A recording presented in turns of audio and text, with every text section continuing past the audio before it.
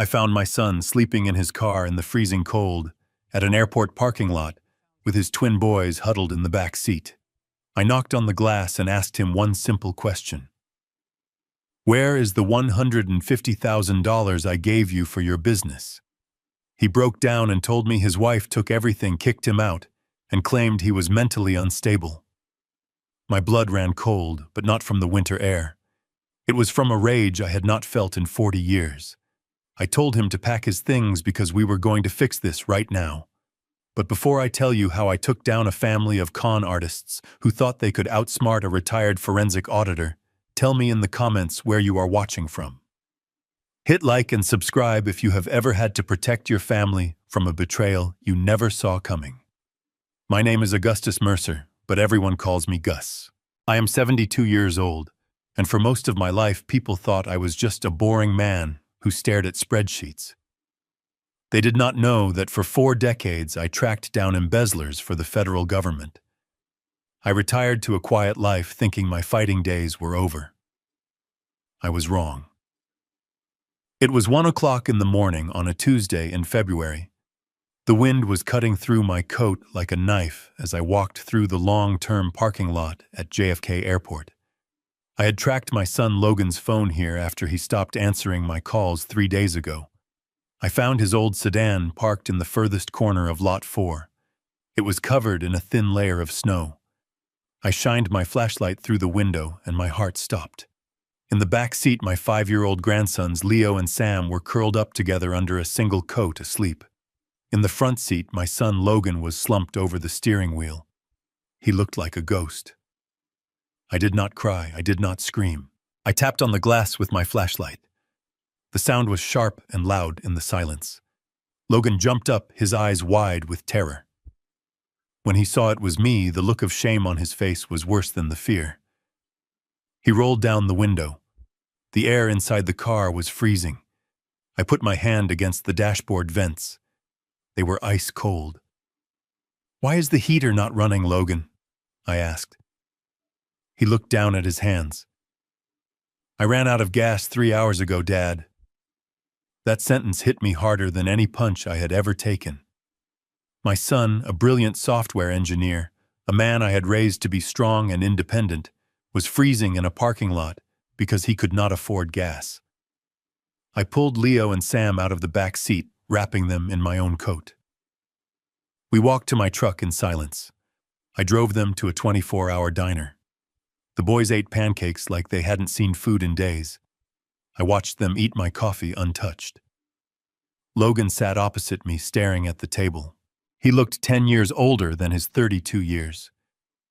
"Now, Logan," I said, keeping my voice low. 6 months ago, I transferred $150,000 to your joint account. It was for your startup. Where is it?"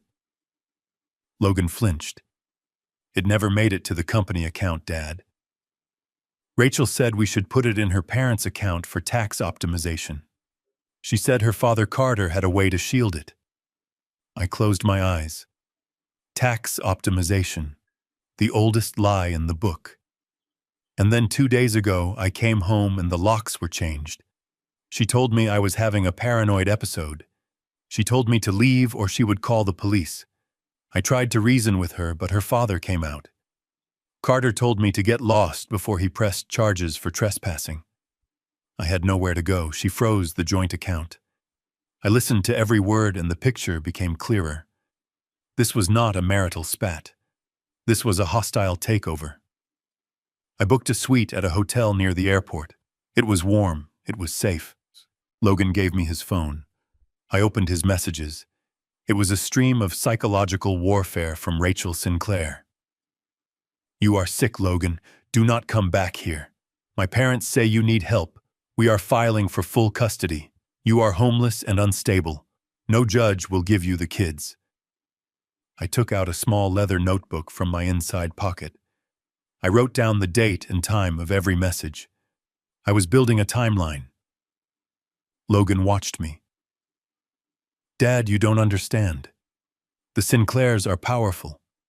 Carter knows people. They have money." I looked at my son, Logan, I said. Carter Sinclair does not have money.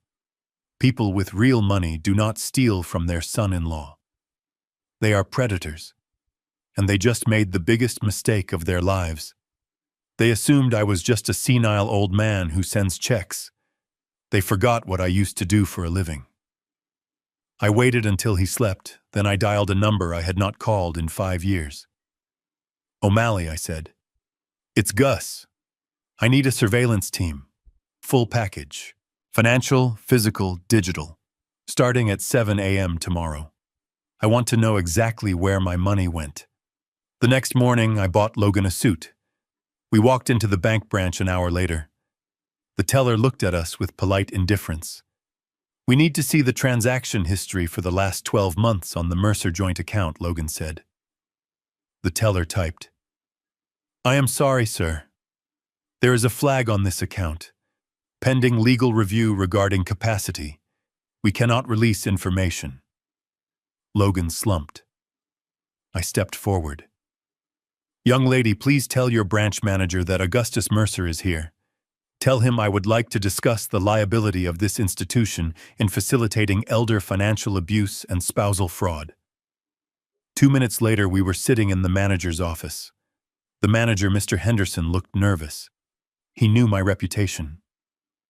I studied his face. "My son has been defrauded. I want to see the statements. Now." Henderson printed them out. I took out my red pen. It took me 5 minutes to find the story the numbers were telling. $50,000 transferred to a luxury car dealership 3 months ago. $30,000 to a high-end medical spa. And then a series of transfers, $7,000 each, sent to an entity called Sinclair Consulting. I showed the paper to Logan. 50,000. That is a Porsche. "Carter bought a Porsche last month," Logan whispered. "He told me he got a bonus." I pointed to the spa payments. "Victoria got a facelift," Logan said, his face pale. "They have been stripping you for months, Logan. The transfers to Sinclair Consulting were structured to be just under the reporting limit. That is a federal crime." I looked at Henderson. "Who owns Sinclair Consulting?" He tapped his keyboard. "It is a Shell LLC registered to Carter Sinclair's residential address." I stood up. The rage was cold now. It was a tool. We walked out of the bank. "They stole everything, Dad," Logan said. I put my hand on his shoulder. "They left a paper trail, Logan. Now we are going to pay them a visit." We drove to the house I helped them buy. The driveway was full of expensive cars. Music was coming from the backyard. It was a Wednesday afternoon, and they were having a party. I told Logan to stay in the car. I walked up the driveway. Carter Sinclair opened the door holding a glass of scotch. He was wearing a velvet smoking jacket. When he saw me, he smiled with pure arrogance. "Well, well, if it isn't Gus. Come to collect your wayward son's belongings. I'm afraid we threw most of it in the trash." I looked at Carter's wrist. He was wearing a gold Rolex Daytona. Brand new. "Nice watch, Carter," I said. "About $50,000 on the gray market." Carter puffed out his chest. "I have done well for myself, Gus. Smart investments, unlike your son. The boy is disturbed. We are doing him a favor by cutting him loose." I memorized the layout of the room behind him.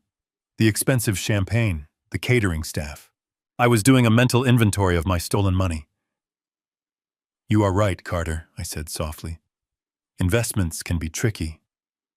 Enjoy the party." I turned around and walked away. Carter laughed. While I was talking to him, I had dropped a high-range listening bug into the large planter urn by the front door. I got back in the car and handed the earpiece to Logan. "Put this on." We drove around the corner and listened. Voices crackled through the static. It was Carter and Victoria. "Can you believe the nerve of that old man," Carter said, "coming here in that beat-up truck? Thank God we got rid of them." "Speaking of Rachel," Carter said, his voice dropping lower. "Did you transfer the rest of the funds to the offshore account?" We need to move it before the divorce filing hits the court system. Victoria sighed. I moved $80,000 this morning. The rest is in cash in the safe. We need that for the gala on Saturday. If we land this deal with the Sterling Group, we won't need Logan's pennies anymore. Carter chuckled. That idiot. He actually thought we were investing in a startup. He funded our lifestyle for 2 years. And the best part is if he tries to sue, we have Dr. Phipps lined up to testify he is paranoid. Who believes a crazy man over a respected family? I looked at Logan. His face was white. They are going to claim I am crazy, Dad. I started the car. They have a crooked Dr. Logan. And they have a gala on Saturday. A gala where they are looking for investors. My mind was racing. I was already forming the plan. It was dangerous, but I had spent 40 years taking down men smarter than Carter Sinclair. We are going back to the hotel, I said.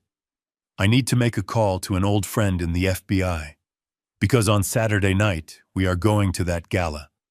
And we are going to give the Sinclairs a presentation they will never forget. I drove the truck in silence until the neon sign of a 24-hour diner cut through the snowstorm. It was a place for truckers and insomniacs. The kind of establishment where nobody asks why you are bringing 2 freezing children in at 1 a.m. We slid into a cracked red vinyl booth in the back corner.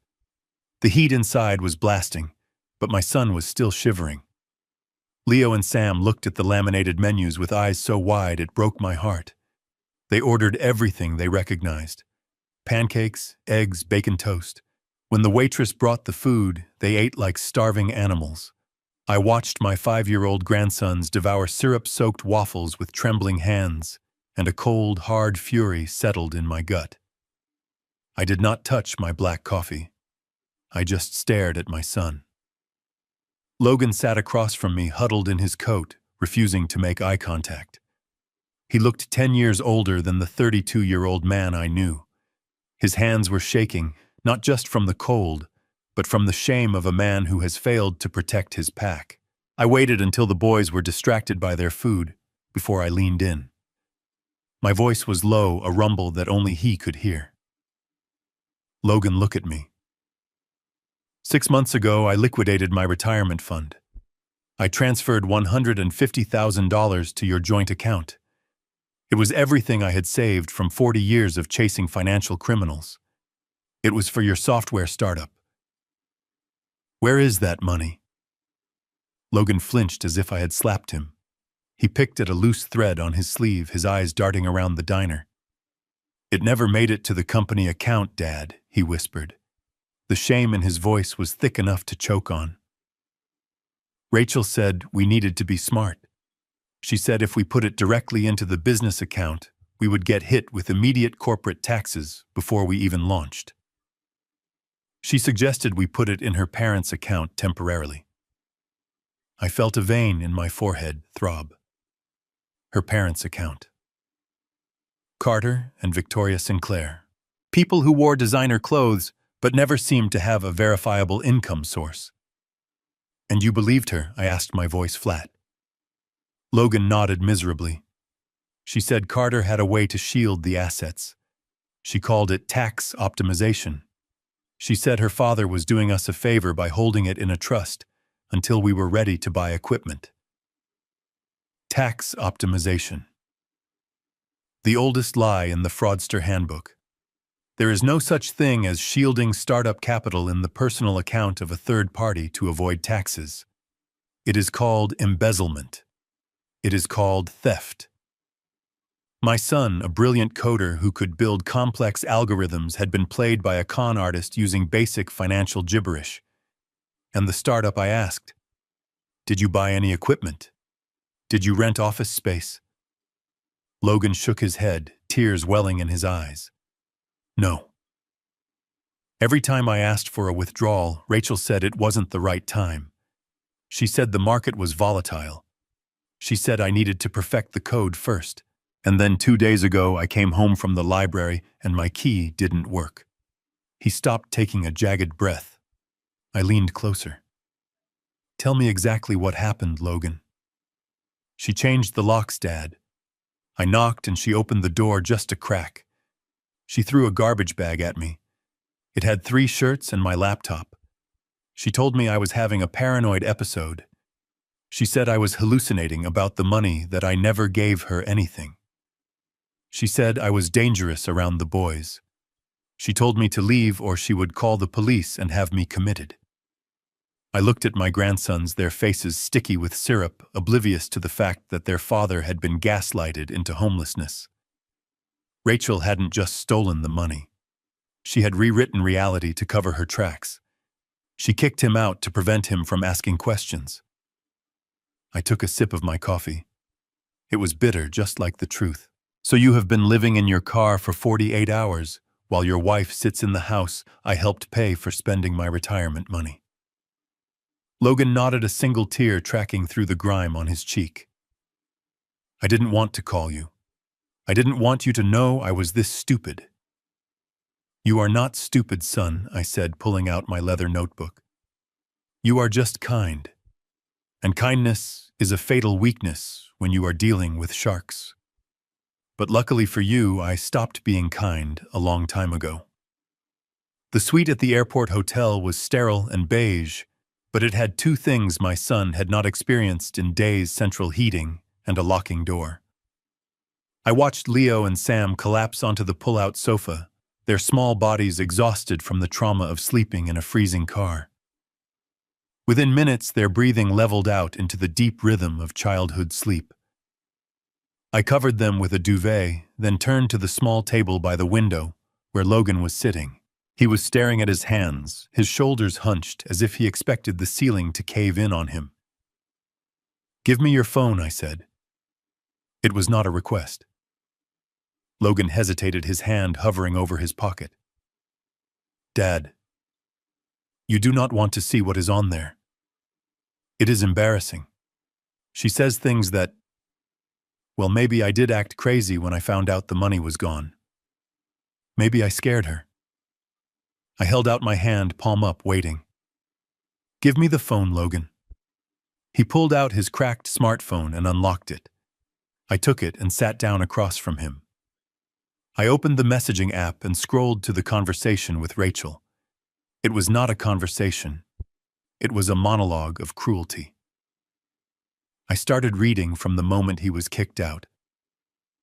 Monday, 4 to 12 p.m. Rachel wrote, Do not come back here. My parents and I agree that you are having a manic episode. You are not safe to be around the children. I looked at Logan. He flinched. I kept scrolling. Monday, 6:30 p.m. If you try to contact the bank again, I will file a harassment suit. You are delusional, Logan. There is no money. You imagined it. You need professional help. Tuesday, 2 a.m. This was while he was freezing in the parking lot. If you bang on this door, I am calling 911. I will tell them you threatened to kill me. I will tell them you are violent. Do not test me. I felt a cold fire in my chest. This was not the anger of a wife. This was the calculated strategy of a predator. She was not just texting him. She was creating a digital paper trail.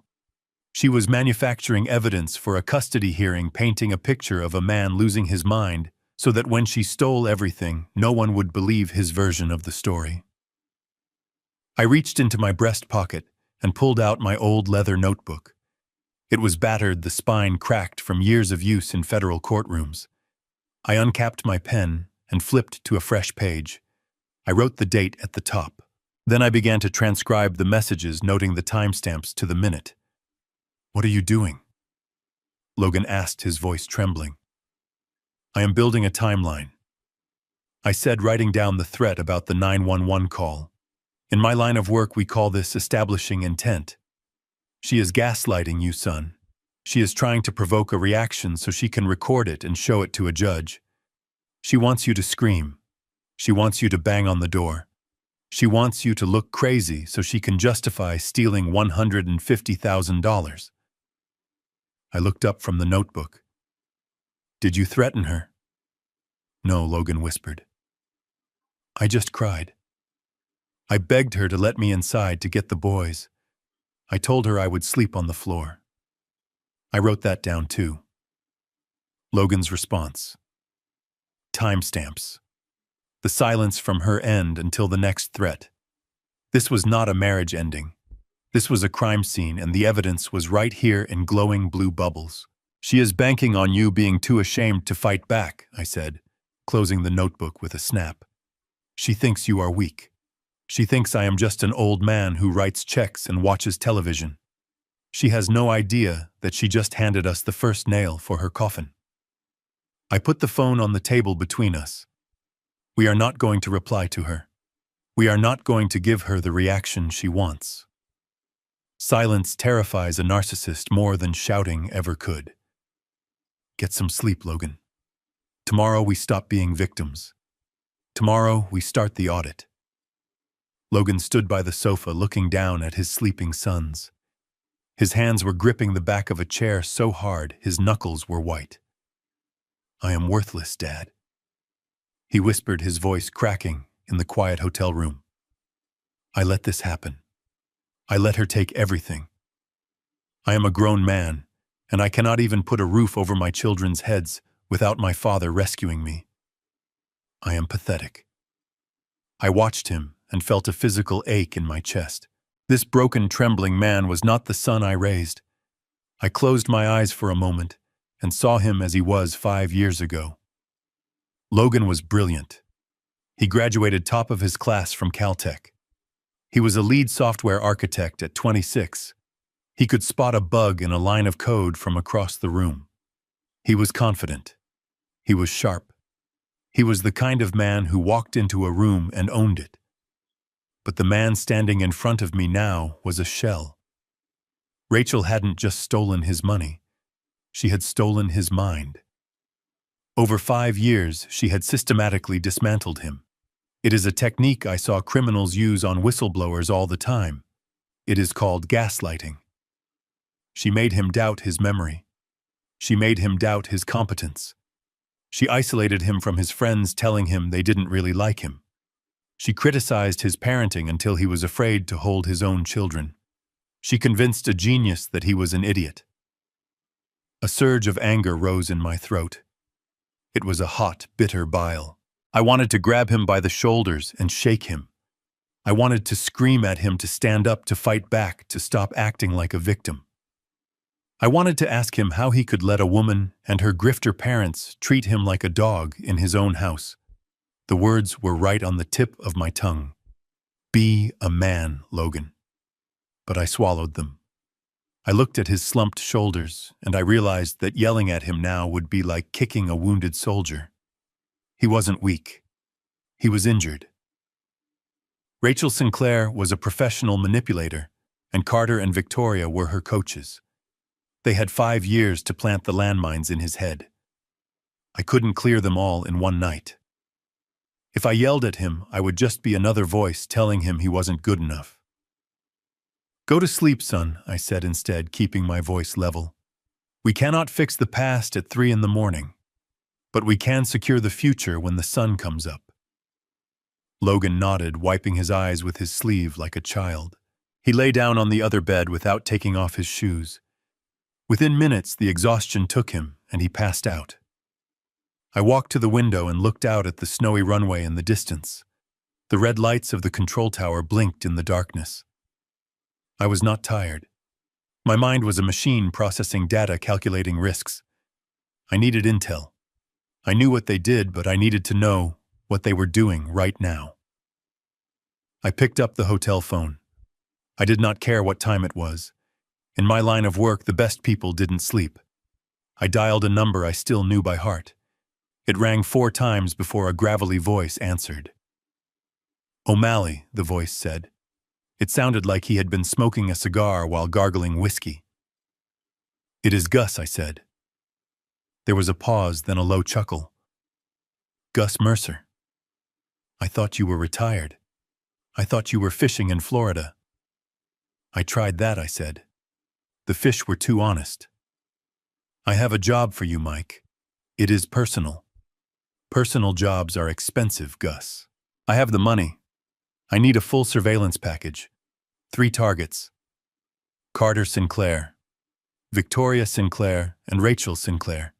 I gave him the address. What are we looking for? O'Malley asked.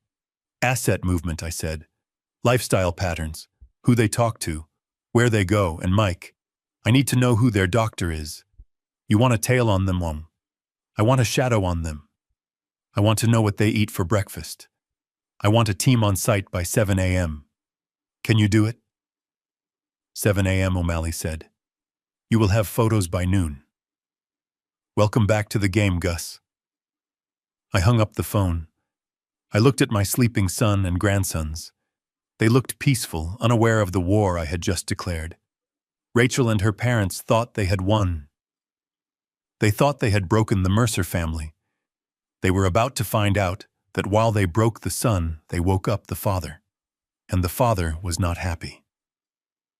I was up before the sun. The city was still waking up, a gray sludge of melting snow and traffic noise, but I was already moving. I walked to a department store 3 blocks away the moment the doors unlocked. I did not browse. I moved with the efficiency of a man on a mission. I bought 3 suits, 2 small navy blue ones for Leo and Sam because dignity starts with how you present yourself to the world, and a sharp charcoal gray wool suit for Logan. I bought crisp white shirts, silk ties, leather shoes, and a shaving kit. When you are preparing to walk into a lion's den, you do not wear the clothes of a victim. You wear the armor of a warrior. I returned to the hotel room with the bags rustling in my hands. The boys were still asleep, a tangle of limbs under the duvet. But Logan was awake. He was sitting on the edge of the bed, staring at the blank television screen, his posture slumped like a man waiting for a sentencing hearing. He looked at the bags, then at me, confusion clouding his eyes. Get up, I said, tossing the heavy garment bag onto the bed beside him. Shower, shave, scrub that fear off your face. Then put this on. We are leaving in 45 minutes. Logan touched the fabric of the suit through the plastic. Dad, what is this? Where do you think we are going? We are homeless. We are broke. I should be looking for a shelter or a job, not playing dress-up. We are going to get your life back, I said, opening the curtains to let the harsh winter light flood the room. And we are going to do it looking like the men who own the building, not the men who clean it. He stood up, but he didn't move toward the bathroom. He started pacing, his hands pulling at his hair. You do not get it, Dad. You have been out of the game too long. You do not know who the Sinclairs are. Carter plays golf with the district attorney. Victoria is on the board of the charity that funds half the police department's equipment. They have connections that go deep. If we walk into that bank and start making noise, Carter will make one phone call and we will be the ones in handcuffs. We cannot win this fight. They are too big. I watched him spiral. It was the gaslighting talking. They had convinced him that they were gods, untouchable and omnipotent. They had made him believe that their social circle was a fortress that could not be breached. I let him finish.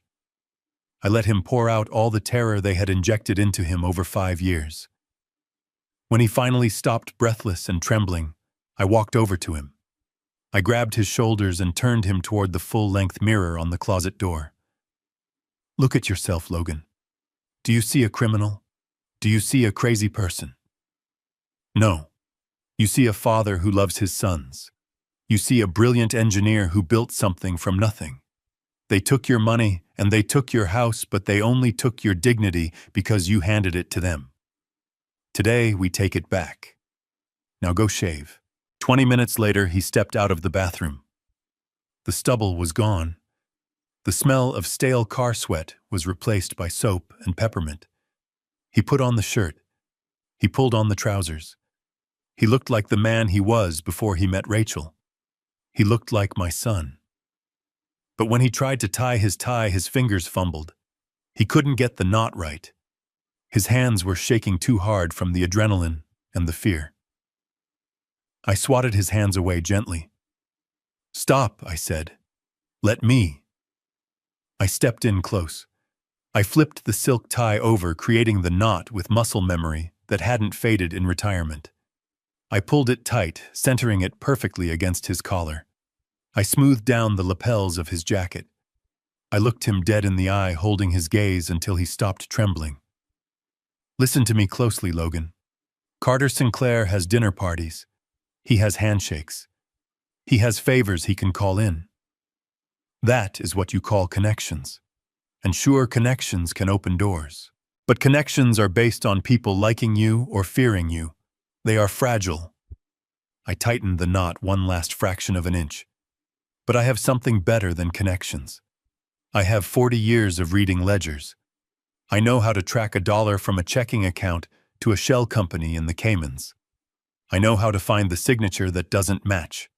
I know how to find the receipt that shouldn't exist. They have connections, son.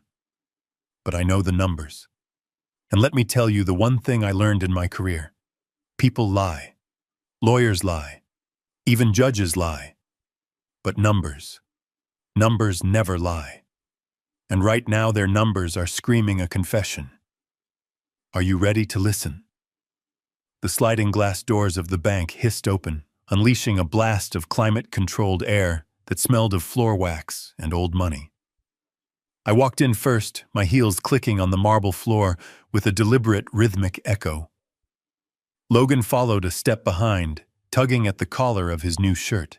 He looked sharp in the charcoal suit, but his eyes were darting around the lobby like a cornered animal waiting for a trap to spring. We approached the teller station. The woman behind the glass, whose name tag read Jennifer, did not look up immediately. She was busy counting a stack of 20s, her movements bored and mechanical. When she finally raised her eyes, her gaze lingered on Logan's face. She didn't see the expensive wool suit. She saw the dark circles under his eyes, the slight tremor in his hands, and the red-rimmed look of a man who hadn't slept in a bed for days. She made a judgment in a fraction of a second. I had seen that look 1,000 times. It was the look people give to those they deem irrelevant. "Can I help you?" she asked, her tone flat, bordering on rude. Logan cleared his throat. "Yes. I am Logan Mercer. I hold a joint checking and savings account here with my wife, Rachel Sinclair. I need to print out the full transaction history for the last 12 months. Jennifer sighed a long, audible exhale through her nose. She typed something into her terminal, her acrylic nails clacking loudly against the keys. She squinted at the screen, then looked back at Logan with a smirk. "Sir, this account has a hold on it initiated by the primary account holder. There is a note here regarding potential unauthorized access. I cannot release any documents to you without Mrs. Sinclair present to verify your identity." Logan gripped the counter. "I am not unauthorized access. I am the joint owner. My name is on the account. Here is my license." He slid his ID under the glass. Jennifer didn't even touch it. She crossed her arms. "Sir, the note says the secondary holder is experiencing medical issues and may attempt to withdraw funds erratically. For your own protection, we require the primary holder's signature. If you don't leave, I will have to call security." I saw Logan crumble. His shoulders slumped. The gaslighting had worked so well that even a bank teller could push him around. He turned to me, his eyes pleading. "Let's go, Dad. It is over." I stepped forward, placing my leather notebook on the counter with a heavy thud. Jennifer looked at me, annoyed.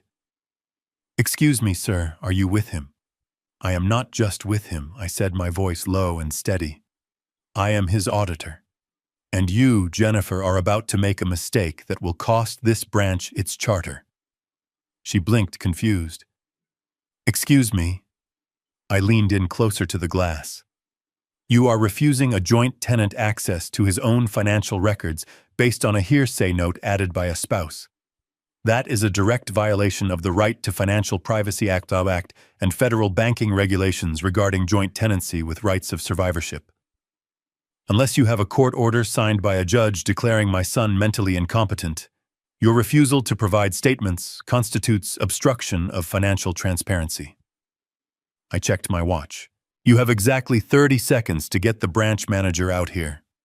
If you call security, I will call the FDIC and file a formal complaint for discriminatory practices and illegal account freezing, and I will make sure to spell your name correctly in the report." Jennifer's mouth opened, but no sound came out. The arrogance evaporated, replaced by the sudden, sharp fear of someone who realizes they have punched above their weight class. She picked up her phone, her hands shaking. "Mr. Henderson," she whispered into the receiver, "you need to come out here. Now." I looked at Logan. He was staring at me, stunned. I winked at him. "Never argue with the help, son. Always go for the person who has the keys to the vault." Mr. Henderson's office smelled of stale coffee and cheap cologne. He was a man in his mid-40s with a receding hairline and a suit that was trying too hard to look expensive. He sat behind his mahogany desk, clasping his hands together in a pose of practiced authority. He did not offer us a seat. He looked at Logan with the same dismissive pity the teller had shown, seeing only the exhaustion and the fear blind to the injustice. "Gentlemen," he began, his voice dripping with condescension, "I understand you are frustrated. Domestic disputes regarding finances are always messy. However, bank policy is strict. Mrs. Sinclair has flagged this account for potential fraud by the secondary holder. Until our legal department clears it, my hands are tied. Perhaps you should come back next week when you have cooled down." He smiled, a thin, tight expression that didn't reach his eyes. He thought he was dismissing a nuisance. He thought he was protecting his branch from a liability. He had no idea he was standing on a landmine. I did not say a word. I reached into my pocket, but I did not pull out my wallet. Instead, I pulled out a slim silver card case I hadn't opened in 5 years. I flipped it open and extracted a single card. It was cream-colored heavy stock with embossed black lettering. It was old, the edges slightly yellowed, but the authority it carried never expired. I slid it across the polished desk. It spun perfectly, coming to a stop right in front of his clasped hands. "Read it," I said softly. Henderson sighed, annoyed by the theatrics. He looked down. I saw the moment his eyes focused on the text. I saw his pupils dilate.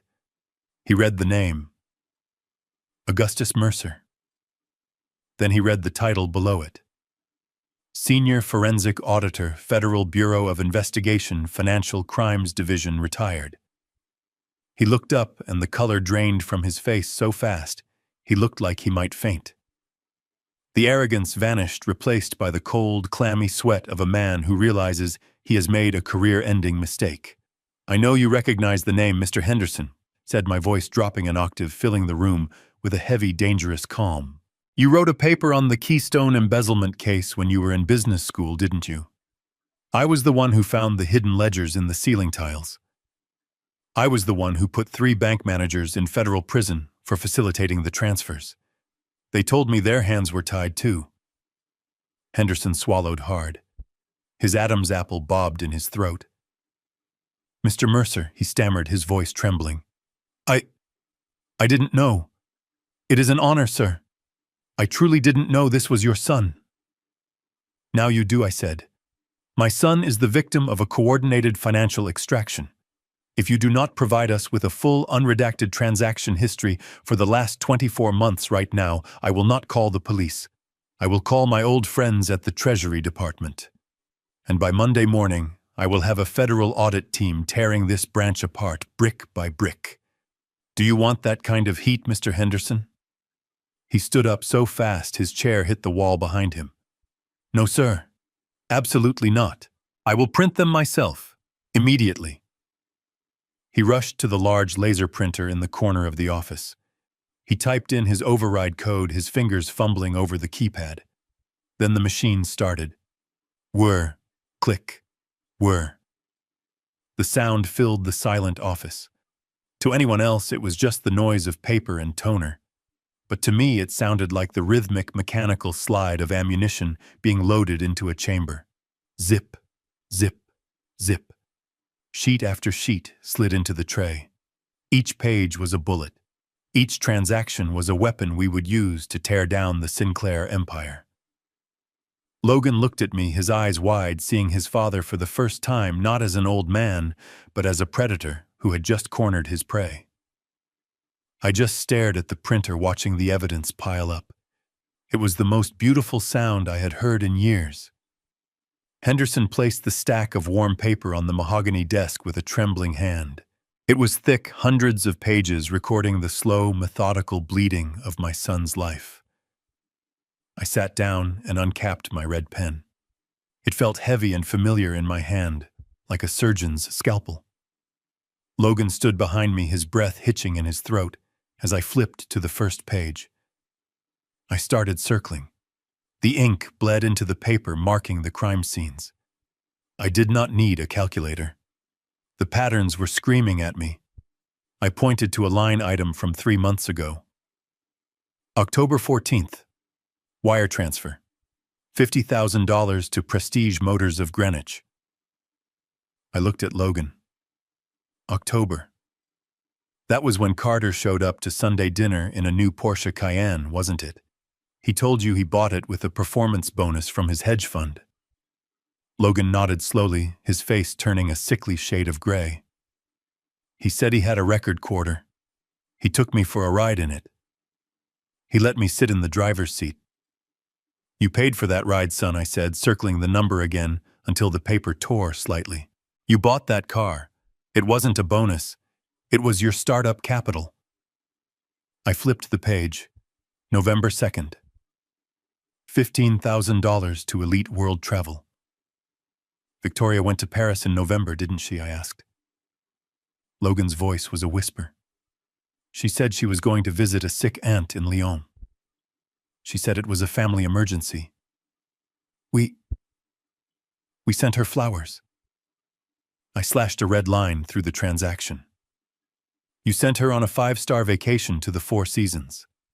There was no sick aunt, just a sick appetite for your money. But the worst was yet to come. I flipped through the last 6 months. I found a recurring payment that made my auditor's blood boil. Every Friday, like clockwork, there was a transfer of $9,000 to an entity called Sinclair Consulting Group. I tapped the paper hard. Look at this number, Logan. 9,000. Do you know why it is 9,000 and not 10,000? He shook his head, his eyes wide and unseeing. Because $10,000 triggers a currency transaction report to the federal government. I explain, my voice cold. It is called structuring. It is a federal crime designed to bypass anti-money laundering laws. They didn't just spend your money, they laundered it. They knew exactly what they were doing. This wasn't an accident. It was a criminal enterprise operating out of your joint checking account. Logan leaned over the desk, his eyes scanning the smaller charges I had highlighted. $12,000 at a Hermes boutique, $400 at a sushi restaurant on a Tuesday, $2,000 at a day spa. He let out a sound that was half laugh, half sob. It was the sound of a man's reality shattering. Dad, he choked out, pointing to a date in December. That day. That specific day. I asked Rachel if we could afford to put the twins in soccer lessons. It was $200. She told me we were broke. She told me I was bleeding the family dry with my business ideas. She made me return a pair of shoes I bought for work because she said we needed the money for milk and groceries. He looked up at me, tears streaming down his face.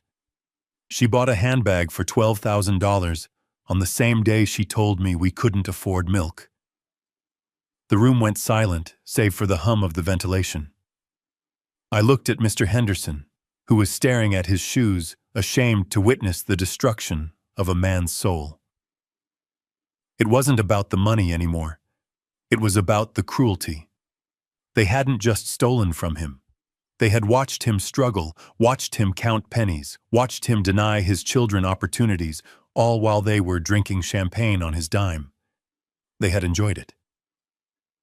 I closed the folder. I capped my pen. The audit was done. The evidence was undeniable. They are vampires, Logan, I said softly. and we are going to drive a stake right through their heart. Grab the papers. We are leaving. We have a house to visit. We drove the rental car in silence, the heater humming against the winter chill, but the atmosphere inside was heavy enough to crush a man. We pulled onto Elm Street, the quiet suburban cul-de-sac, where Logan had bought his dream home 3 years ago. Or rather, the home he thought he had bought. According to the bank statements resting on the dashboard, he had essentially purchased a party venue for his in-laws. I killed the headlights a block away and let the car roll to a stop in the shadows of a large oak tree. Even from this distance, the house was impossible to miss. It was blazing with light, every window glowing golden against the dark evening. It didn't look like a house where a marriage had just ended in tragedy. It looked like a carnival. The driveway was packed. I counted 3 Mercedes, a Range Rover, and the Porsche Cayenne that I now knew my son had unwittingly paid for. They were parked haphazardly on the lawn, tearing up the grass Logan used to mow every Saturday. It was a display of casual disrespect that made my jaw tighten. "Look at them," Logan whispered. His voice was raw. He was staring at the bay window of the living room. The curtains were open, framing the scene like a stage play. Inside, people were mingling, holding crystal flutes. It was a cocktail party. On a Wednesday night, while the man who paid for the roof over their heads was sleeping in a hotel room with his children. I saw Rachel. She was standing in the center of the room wearing a black dress that I suspected cost more than my first car. Her head was thrown back in laughter. She looked radiant. She looked liberated. She raised her left hand to gesture at something, and the light from the chandelier caught it. A flash of brilliance sparked from her finger. It wasn't her wedding band. It was a new ring. A massive, ostentatious diamond that sat heavy on her hand. "She bought a ring," Logan choked out. He was gripping the door handle so hard the plastic creaked. "She told me she lost her wedding ring down the drain last month. She made me feel guilty for not insuring it. And now she is wearing that. That is my money on her finger, Dad. That is Leo and Sam's tuition." He unbuckled his seatbelt. The sound of the click was like a gunshot in the quiet car. "I am going in there," he said, his voice rising to a shout. "I am going to kick down that door, and I am going to scream the truth in front of every one of her high society friends. I am going to tear that ring off her finger." He reached for the door latch. He was halfway out of his seat, fueled by a righteous fury that had been suppressed for too long. I reached across the console and grabbed his shoulder. My grip was iron. I dug my fingers into his suit jacket, pinning him to the seat. "Stop," I commanded. My voice was not loud, but it was absolute. "Do not open that door. Let me go, Dad." Logan struggled, tears streaming down his face.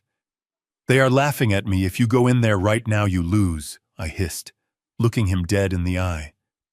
"Look at that scene, Logan. Look at it. To them, you are the unstable, violent husband they have been warning everyone about. If you storm in there screaming, you are just proving their point. You will be arrested for trespassing and assault. You will give them the perfect evidence to take your children away forever. Is that what you want? Do you want to feel good for 5 minutes and lose your sons for a lifetime?" Logan stopped struggling. He slumped back against the seat, his breathing ragged. He looked at the house again, at his wife laughing with a glass of champagne surrounded by the vultures who were picking his bones clean. "Then what do we do?" he whispered. "Do we just watch?" "No," I said, releasing his shoulder and smoothing down his lapel. "We do not just watch, we collect. Tonight isn't a party, son. It is a crime scene. And they just invited us to gather the evidence. Stay in the car, keep the engine running. I am going to take a closer look." I told Logan to lock the doors. "If anyone tries to touch the car, you drive away." I didn't wait for an answer. I stepped out into the freezing night, buttoning my coat against the wind. The walk up the driveway felt like a march into enemy territory. The gravel crunched loudly under my boots, a stark, gritty contrast to the smooth jazz and laughter floating out from the open windows of the house.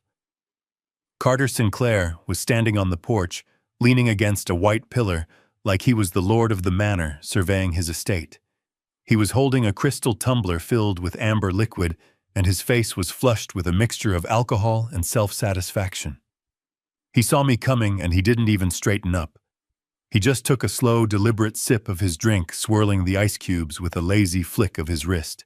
"Well, look who it is," he slurred slightly, his voice dripping with mock surprise and heavy with disdain. "Augustus Mercer, the retired bean counter. Did you get lost on the way to the pharmacy, Gus? Or did you come to beg for some welfare money for that psycho son of yours?" He laughed at his own joke, a wet, heavy sound that grated on my nerves. "I warned him, you know. I told him he wasn't cut out for this life. He is weak, unstable. Honestly, we did you a favor. Now you can put him in a facility where he belongs before he hurts someone. We are cleaning up the mess you raised." I stopped at the bottom of the steps, looking up at him. I didn't see a successful businessman. I saw a thief in a velvet smoking jacket. I saw a parasite who had fed on my son's kindness until there was nothing left. But mostly, I saw the fear hiding behind the bluster. He was trying too hard to be cruel, which meant he was nervous. He needed to assert dominance because deep down he knew he was a fraud. I didn't respond to his insults. I didn't defend my son. Arguments are for people who think they might lose. I just let his words hang in the freezing air until the silence became uncomfortable. Then I focused my eyes on his left wrist. The sleeve of his jacket had ridden up as he drank, revealing a watch that gleamed under the porch lights. It wasn't just any watch. It was a masterpiece of Swiss engineering. A Patek Philippe Nautilus with a blue dial. Stainless steel. Impossible to get at retail without a 5-year waiting list. "That is a beautiful timepiece, Carter," I said, my voice conversational, almost friendly. Carter blinked, thrown off by the change in topic. He glanced down at his wrist and smirked, preening like a peacock. "You have a good eye for a government pensioner, Gus. It is a Nautilus, a gift to myself, for a record-breaking quarter." The reference 5711. I continued reciting the specs from memory. Discontinued. Market value is currently hovering around $120,000. Funny, that is almost exactly the amount that vanished from Logan's savings account last month after the transfer to the car dealership. Carter stopped smiling. The hand holding the glass stilled. The ice cubes stopped clinking. I took a step closer, resting one foot on the bottom stair, lowering my voice so only he could hear. "It is a stunning watch, Carter. Truly. I just hope you kept the receipt. Because when the IRS asks where a man with zero declared income got the cash for a 6-figure watch, you are going to need it. And trust me, Carter, they always ask." For a split second, the mask slipped. I saw the panic flare in his watery eyes. He pulled his sleeve down sharply, covering the watch, as if it burned his skin. The seed was planted. He wasn't just facing an angry father anymore. He was facing an audit. And he knew it. Carter's face turned a shade of purple that matched the velvet of his smoking jacket. He sputtered, trying to find a comeback, but the mention of the IRS hung in the cold air like toxic smoke. "Get off my property," he shouted, waving his glass so hard that amber liquid spilled onto his sleeve. "Get out before I call the cops and have you arrested for harassment." "I am going, Carter," I said, raising my gloved hands in a gesture of mock surrender. "I have seen enough." I turned my back on him and began to walk slowly down the steps. To him, I looked like a defeated old man retreating into the night. But I wasn't leaving just yet. I had one more deposit to make.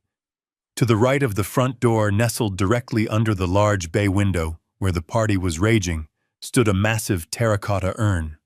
It held a decorative spruce tree wrapped in twinkling white lights. It was the perfect blind spot. I reached into my deep coat pocket. My fingers closed around the cold, metallic disc O'Malley had given me. It was a high-frequency listening device no bigger than a quarter, with a battery life of 48 hours. I paused by the urn, pretending to adjust my scarf against the biting wind. "Tell Rachel I said hello," I called back over my shoulder, my voice carrying over the wind. Carter sneered from the porch. "She does not want to talk to you, Gus. She is done with your family. She won't have to talk to me," I murmured to myself. With a practiced flick of my wrist, a move I had used 100 times in corporate lobbies and executive offices, I dropped the device into the dense foliage of the spruce. It landed silently on the soil, hidden by the branches less than 3 feet from the open window frame. The microphone was live. The trap was set. I walked the rest of the way to the car without looking back. The gravel crunched rhythmically under my boots. And I could feel Carter's eyes boring into my back, watching me leave, thinking he had won the territory. He stood there on his porch, drinking his expensive scotch, completely unaware that he had just allowed a federal-grade wiretap onto his property. I opened the rental car door and slid into the passenger seat. A blast of warm air hit my face. Logan was gripping the steering wheel, his knuckles white, his body tense as a wire. He looked at me, terrified. "Dad, what did you do?" he asked, his voice high and tight. I saw him yelling. "Did he threaten you? We have to go. They are going to call the police." I buckled my seatbelt with deliberate slowness. I checked my watch. "He isn't calling anyone, Logan. He is too busy worrying about whether I really know about his tax evasion. And he is going to need another drink to calm his nerves."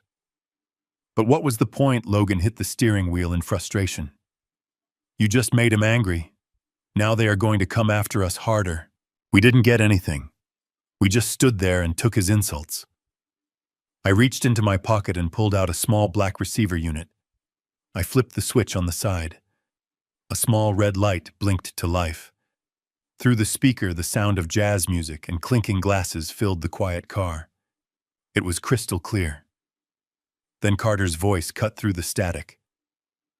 "Can you believe that old fool?" we heard Carter say, clearly stepping back inside the house. "He thinks he can scare me." "Victoria, pour me another scotch. My hands are shaking." Logan stared at the black box, his mouth hanging open. He looked at the house, then back at the receiver. "Dad, are we listening to them?" "Drive, son," I said, leaning back against the headrest and closing my eyes. "The audit has officially begun. We aren't guessing anymore. Tonight they are going to tell us exactly where they hid the bodies, and we are going to enjoy every single word." The red light on the black receiver box blinked in the dim hotel room like a steady, unblinking eye. We sat in silence, Logan on the edge of the bed, and me in the armchair, staring at the device as if it were a bomb about to detonate. The static hissed, a white noise that filled the space between us, punctuated by the occasional pop of a signal interference. It was a ghost story told in real time. The party at the Sinclair house was winding down. The music had stopped, but the conversation we needed to hear was just getting started. Through the crackle, we heard the heavy thud of a sliding glass door closing and the distinct clinking of crystal decanters against glass. Carter's voice came through first, thick and slurred with expensive scotch. "Did you see his face, Victoria? Old man Mercer actually thought he could intimidate me with a receipt. He is nothing. He is a relic. He drives a truck that is worth less than my shoes." Victoria laughed, a sound like glass breaking on a tile floor. "He is just like his son. Weak. They do not have the stomach for the real world. They think playing by the rules gets you somewhere. It is pathetic." Logan flinched as if he had been struck physically. He stared at the speaker, his eyes wide and watery, his hands gripping the duvet cover until his knuckles turned white. He was hearing the people he called family, the people he had spent holidays with, strip him bare and mock his existence. Then Rachel's voice cut through the noise. It was clearer, likely, because she was standing closer to the open window where I had planted the bug. "Dad. Stop worrying about Gus," she said, her tone dripping with boredom. "He cannot do anything. Logan won't let him. I have Logan wrapped around my little finger. I told him I needed space to think because of his mental state, and he apologized to me. He actually apologized for being homeless. Can you believe it? Carter asked the question that mattered, the one I had been waiting for. What about the money, Rachel? Is it secure? Is it all in the offshore trust like we discussed? There was a pause, a silence that felt heavy even over the radio waves. Then Rachel laughed. It was a cruel, dismissive sound that I knew would haunt my son for the rest of his life. Offshore trust. Dad, come on. There is no trust. I spent the last of the startup capital at the Mohegan Sun Casino 3 weeks ago. I was chasing a loss on the roulette table. And the rest. Well, look at my closet. Those Louboutins didn't buy themselves. And neither did this ring. Logan stopped breathing. The blood drained from his face, leaving him looking like a wax figure. The tax optimization strategy, the legal shielding, the future of his company. It was all a lie to cover up a gambling addiction and a lust for luxury. But she wasn't done. But what if he asks for the statements? Victoria asked, her voice shrill with worry. Rachel snorted. Let him ask. He thinks the money is locked up for 5 years. That stupid cash cow believes anything I tell him, as long as I smile when I say it. He is an idiot, Mom. A useful, gullible idiot who served his purpose. That was the breaking point. Logan scrambled off the bed, his hand clamped over his mouth. He barely made it to the bathroom before I heard the violent sound of retching. He threw up until there was nothing left, his body physically rejecting the toxicity of the last 5 years. I did not go to him. I let him have his dignity. I sat there listening to the static return, staring at the little red light. My hand moved to my notebook. I wrote down the time. I wrote down the confession. Rachel Sinclair had just admitted to grand larceny and fraud on tape. She thought she was bragging to her parents. She didn't know she was reading her own indictment. The knock on the hotel door came at 8 in the morning. It was not the rhythmic tap of housekeeping or the hesitant knock of a delivery driver. It was 3 hard, authoritative raps. I looked through the peephole and saw a man in a cheap, ill-fitting suit holding a thick manila envelope. I knew exactly what he was. He was a process server. I opened the door. He looked past me to Logan, who was pouring cereal for the twins. Logan Mercer, the man asked. My son nodded, confused. You have been served, the man said, thrusting the envelope into Logan's chest before turning and walking away without another word. Logan opened the envelope with trembling hands. As he read the first page, his knees gave out. He collapsed onto the sofa, the papers scattering across the coffee table. It was a divorce petition citing irreconcilable differences, which was expected. But underneath that was a motion for an emergency ex parte order. Rachel was requesting sole physical and legal custody of Leo and Sam. She was asking for a temporary restraining order, requiring Logan to stay 500 yards away from her and the children immediately. But the document that made my blood boil was the third one. It was a court order for an involuntary emergency psychiatric evaluation. The affidavit claimed that Logan Mercer had exhibited violent paranoid behavior, had threatened self-harm, and posed an imminent danger to his family. It stated that if he did not report to a state-designated facility within 24 hours, a bench warrant would be issued for his arrest.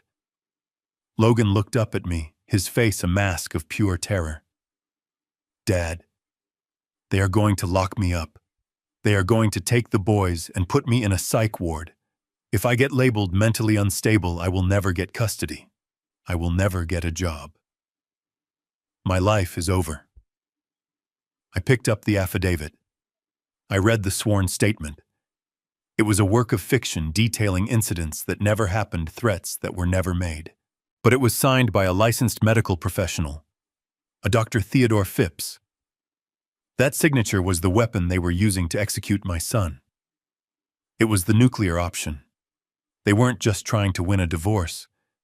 They were trying to erase him. I looked at the name again. Phipps.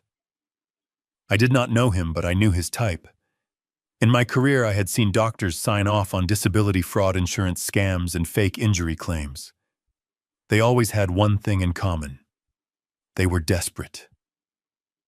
I handed the paper back to Logan. "Do not panic," I said, my voice calm and steady.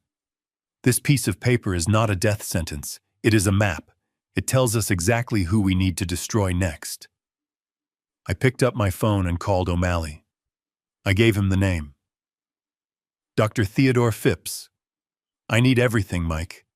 Malpractice suits, gambling debts, divorce settlements. Find me the pressure point." Then I sat down at the small desk in the hotel room and pulled out the stack of bank statements we had liberated from Mr. Henderson's office. I had a hunch. If Rachel and her parents were as arrogant as they seemed, they would have been lazy with their accounting. An hour later, O'Malley sent a dossier to my email. Dr. Phipps was a psychiatrist with a suspended license in 2 other states. He had 3 pending malpractice lawsuits and a lien on his house from the IRS. He was drowning in debt. He was a man for sale. I turned back to the bank statements, scanning the transaction list from the last week. I was looking for a specific amount. A bribe for a doctor isn't cheap, but for a family like the Sinclairs, who were cash poor and relying on stolen funds, it would be a specific round number. I found it on page 4. A transfer made 2 days ago via a mobile payment app. $5,000 sent to T. Phipps Medical Services.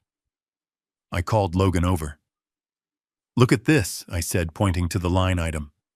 "Your wife paid Dr. Phipps $5,000 on Tuesday. That was the same day she kicked you out."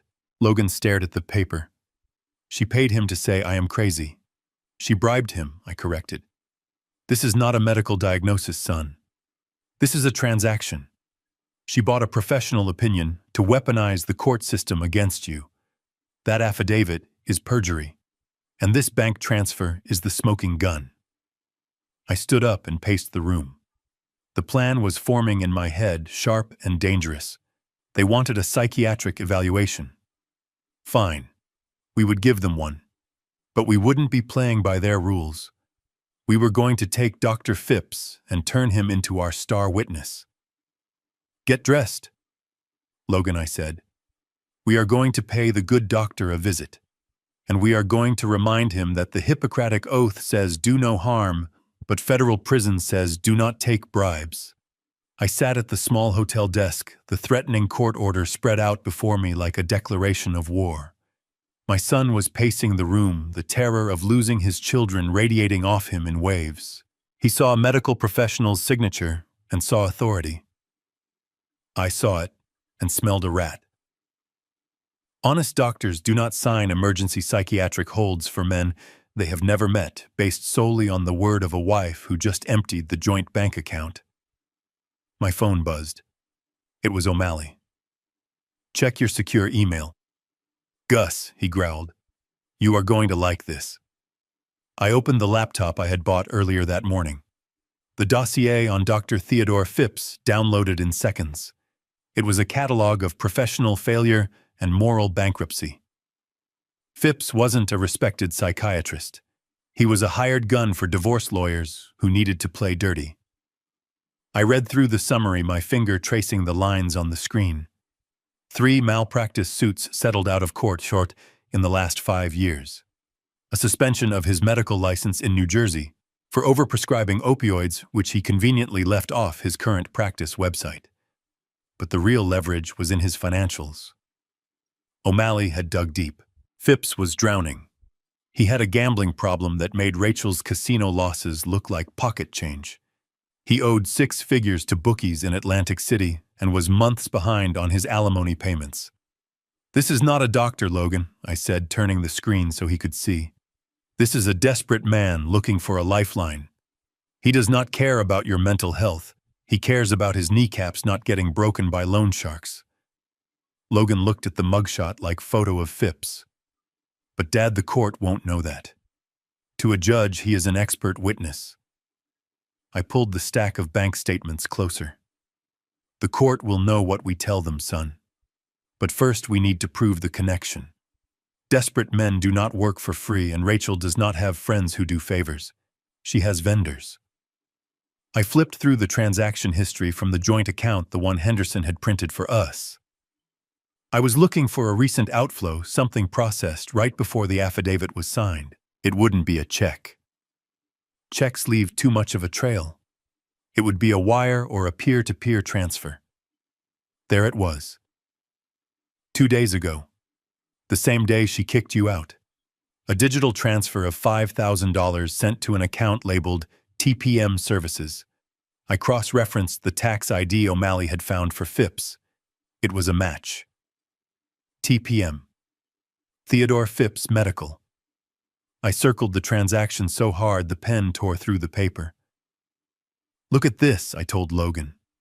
Your wife didn't just lie to a doctor. She bought him. $5,000. That is the price tag she put on your freedom and your fatherhood. She used your own money to hire the hitman who is trying to take your children. Logan stared at the entry, his face hardening. The fear was evaporating, replaced by the same cold fury that was fueling me. She paid him $5,000 to say I am crazy, he whispered. That is not a medical fee, I said, standing up and grabbing my coat. That is a bribe. And in the eyes of the law, that makes Dr. Phipps a co-conspirator in fraud and kidnapping. I put the documents in my briefcase. We are not going to the hearing tomorrow to defend you, Logan. We are going to Dr. Phipps's office right now, and we are going to give him a choice. He can be the plaintiff's expert witness, or he can be the defendant in a federal racketeering case. Let's see how his diagnosis holds up when he is the one sweating under the light. The small round table in the hotel suite was buried under a blizzard of paperwork. Bank statements, the dossier on Dr. Phipps, and the terrifying court order for Logan's psychiatric evaluation lay scattered like debris from a crash. Logan was vibrating with anxiety, his eyes darting between the documents and the door as if he expected the police to burst in at any moment. We need a family law specialist, Logan stammered, his voice tight with panic. We need to file a counter-motion immediately. We need to get an injunction against the evaluation. If we explain to the judge that Phipps is compromised, maybe we can get a stay. O'Malley sat back in the armchair, chewing on an unlit cigar. He looked like a man who had seen everything twice and was impressed by none of it. We can do that, kid, he rumbled, his voice like gravel. But civil court is slow. It is a grinder. By the time we prove Phipps is dirty, Rachel will have temporary custody. You won't see your boys for 6 months. And the money. That will be long gone, washed through a dozen shell companies. I slammed my hand down on the table. The sharp crack made Logan jump. We are not going to civil court, I said, my voice hard and absolute. We are not going to play defense.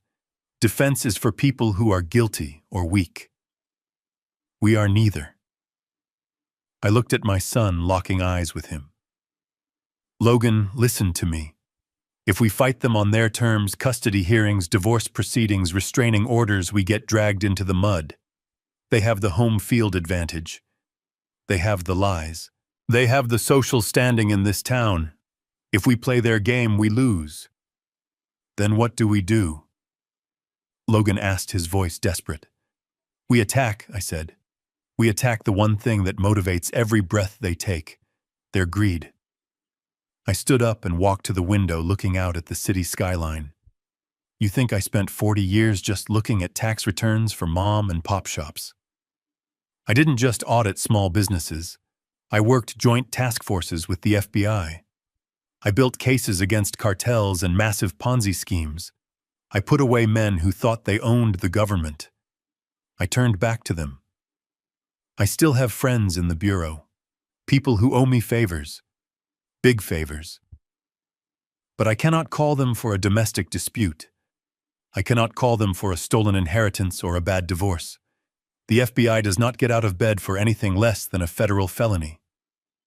O'Malley grinned. It was a shark's grin. You want to federalize it? Exactly, I said. I need a crime that crosses state lines. I need wire fraud.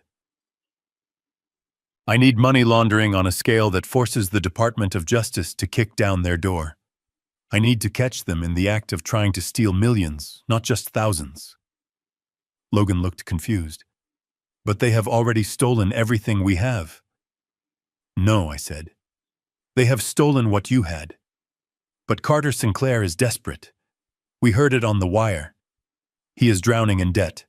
He needs cash to cover his tracks and impress his investors. And when a man is drowning, he will grab onto anything that looks like a lifeline, even if it is an anchor. I leaned over the table, lowering my voice. We are going to offer him the deal of a lifetime. We are going to dangle a bait so shiny, so lucrative that his arrogance won't let him check the hook. We are going to make him think he is about to become a millionaire. And when he reaches for it, we are going to let the FBI snap the handcuffs on him. Logan looked at me, a mixture of fear and awe in his eyes. But Dad, how? We don't have millions of dollars to bait him with. No, I said. But I know someone who can pretend he does. Carter is a con man, and the only way to beat a con man is to run a better con. O'Malley pulled the file on the riverfront project Carter was bragging about. It is time to go fishing. O'Malley tossed a thick, glossy binder onto the table. It landed with a heavy thud, sliding across the surface until it hit Logan's arm. The cover featured a rendering of a gleaming glass skyscraper, reflecting off a pristine blue river. Riverfront Estates, the gold-embossed letters proclaimed. Luxury living for the modern elite. It looked impressive. It looked professional. It looked like a multi-million-dollar opportunity. But in my line of work, the shinier the brochure, the dirtier the deal. I opened the binder and started flipping through the pages. Architectural drawings, projected returns, environmental impact statements that looked like they had been copy-pasted from a Wikipedia article. I pulled out a topographic map O'Malley had slipped into the back pocket. I laid it over the glossy rendering. Look at this, Logan, I said, tapping the map. Carter is selling condos on the riverbank. But according to the Army Corps of Engineers survey from last year, this land isn't a riverbank. It is a flood basin. It is a swamp. You couldn't get a permit to build a lemonade stand on this dirt, let alone a 20-story tower. Logan stared at the map. But he has investors. He has been talking about this project for months. He said he put his own capital into it. He put your capital into it, I corrected. And he didn't buy the land. He bought an option on the land, a right to purchase. And look at the expiration date. I pointed to a line in the fine print of a contract O'Malley had dug up. The option expired in 7 days. If Carter didn't close on the land or bring in a primary investor with $5 million by next Saturday, the contract would void. He would lose everything he had put in. But that wasn't the worst part. O'Malley cleared his throat, shifting in his chair. It gets uglier, Gus. I ran Carter's name through some back channels. He didn't borrow the deposit money from a bank. No bank would touch this swamp. He went to private lenders, the kind that operate out of the back of pool halls in South Philly. My eyes narrowed. Hard money lenders. Loan sharks. He is into them for $300,000, O'Malley said. And the VIG is 20% a month. He is not just underwater, Gus. He is wearing cement shoes. The pieces of the puzzle slammed together. The theft of Logan's startup funds, the rush to get the divorce, the fake medical records, the desperation to seize control of my assets. Carter Sinclair wasn't just a greedy man living beyond his means. He was a terrified man running for his life. He needed cash flow immediately to keep the sharks at bay. He had stripped his daughter's husband clean just to make the interest payments. This is it, I said, looking up at my son. This is the tu huyet, the fatal weakness. Carter is desperate. He needs a miracle. He needs a big, stupid investor with deep pockets to swoop in, buy into this fantasy project, and give him the cash to pay off the mob before they break his legs. Logan looked at the glossy brochure with disgust. He scammed me to pay a loan shark. He did, I said. And now we are going to use that desperation against him. He is hunting for a whale, a rich mark who won't ask too many questions about zoning laws or floodplains. So we are going to give him one. We are going to present him with the investor of his dreams, and by the time he realizes the check is fake, he will be in handcuffs. I turned to O'Malley. Mike, get your friend ready. We need a billionaire from Texas, and we need him by tomorrow morning. Carter Sinclair is about to get the deal of a lifetime. Lying to an honest man is a sin, but lying to a con artist is a public service. I sat at the hotel desk, my laptop open, building a ghost. We needed a billionaire, someone with more money than sense, the kind of investor Carter Sinclair dreamed about in his feverish, debt-ridden sleep. I logged into a secure server O'Malley had set up. Within an hour, we had birthed the Sterling Capital Group, a private equity firm based in Dallas, Texas. We gave it a website filled with stock photos of oil rigs, skyscrapers, and men shaking hands in boardrooms. It looked legitimate. It looked expensive. It looked like salvation.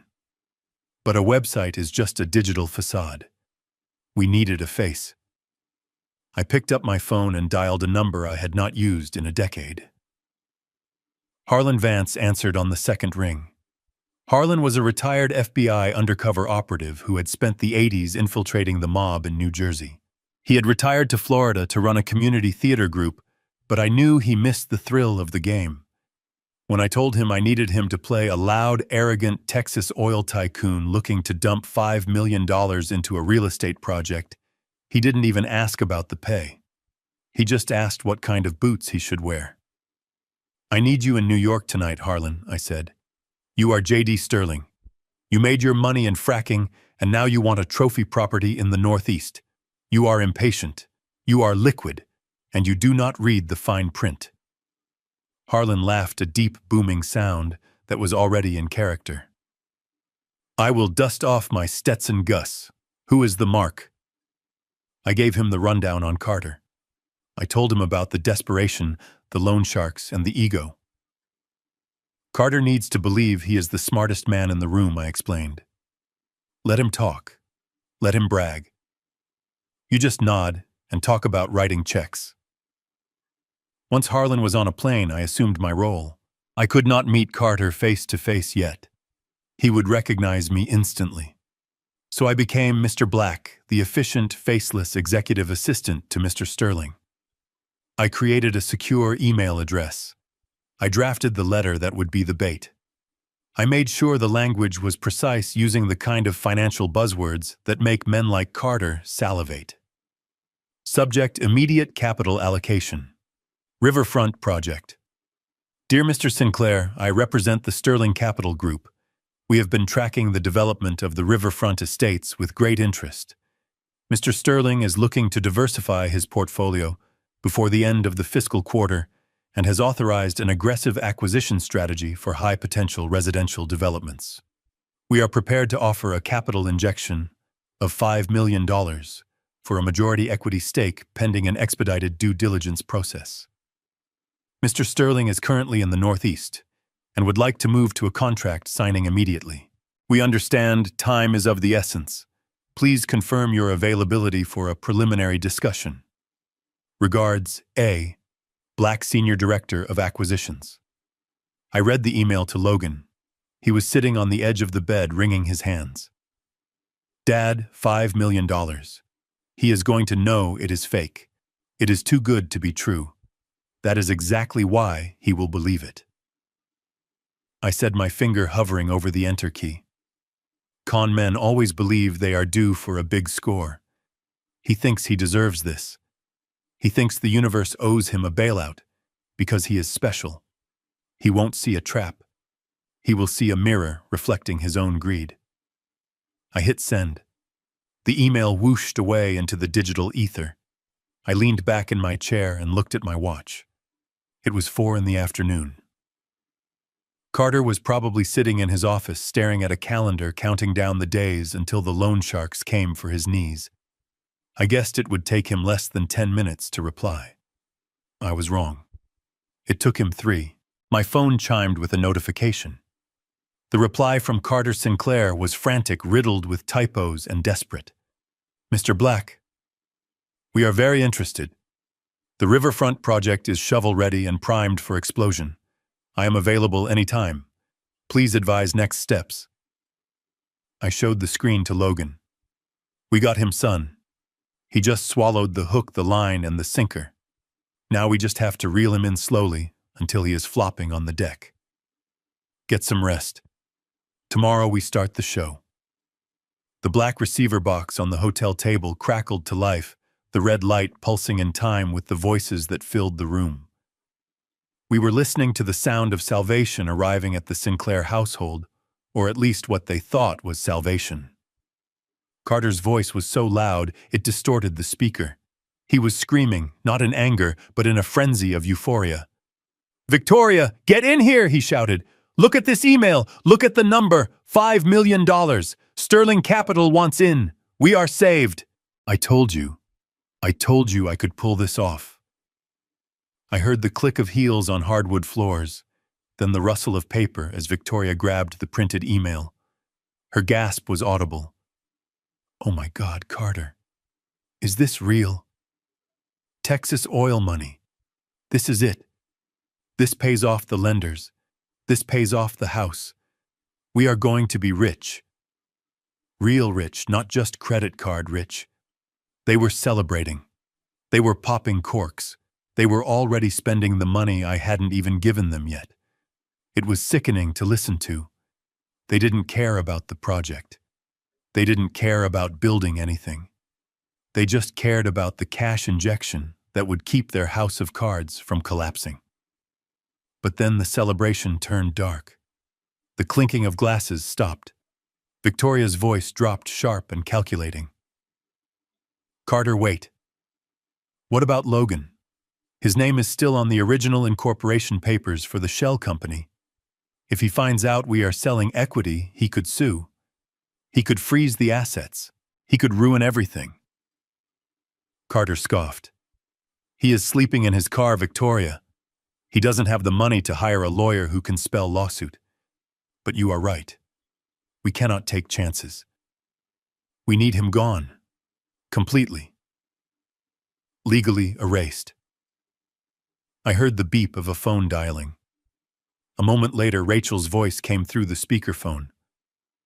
"Dad, what is it? I am trying to sell Logan's laptop online." "Rachel, listen to me." Carter commanded, his voice trembling with adrenaline. "Forget the laptop. We just landed a whale. The riverfront project is going to close. $5 million. But we need a clear path. You need to finalize the restraining order against Logan immediately." I saw my son flinch. He looked at the speaker, his eyes filled with a pain that went deeper than bankruptcy. "What do you mean?" Rachel asked. "I mean you need to make sure he cannot come within a mile of us," Carter hissed. "Tell the judge he threatened to burn the house down. Tell them he has a gun. I don't care what you say, just make it stick. If he shows up claiming he owns a piece of this company, he scares off the investor. We need him in a facility or in a cell by Saturday. Do you understand?" There was a silence on the line. Then Rachel spoke, her voice cold and devoid of any empathy for the father of her children. "I understand, Dad. Don't worry. I have Dr. Phipps working on the evaluation. By the time your investor signs the check, Logan will be in a padded room wearing a jacket that ties in the back. We will be free of him." Free of him. She said it like he was a tumor she was cutting out, not the man she had promised to love. "Okay," Carter said. "Good girl. We are about to be very, very wealthy. Get it done." The line clicked dead. The room in the hotel was silent, save for the hum of the heater. Logan looked at me. He wasn't crying anymore. The tears had dried up, replaced by a hard, hollow look. "They are going to frame me, Dad. They are going to ruin my life just to close a deal." I reached over and turned off the volume on the receiver. The red light faded to black. "No," I said, standing up and buttoning my jacket.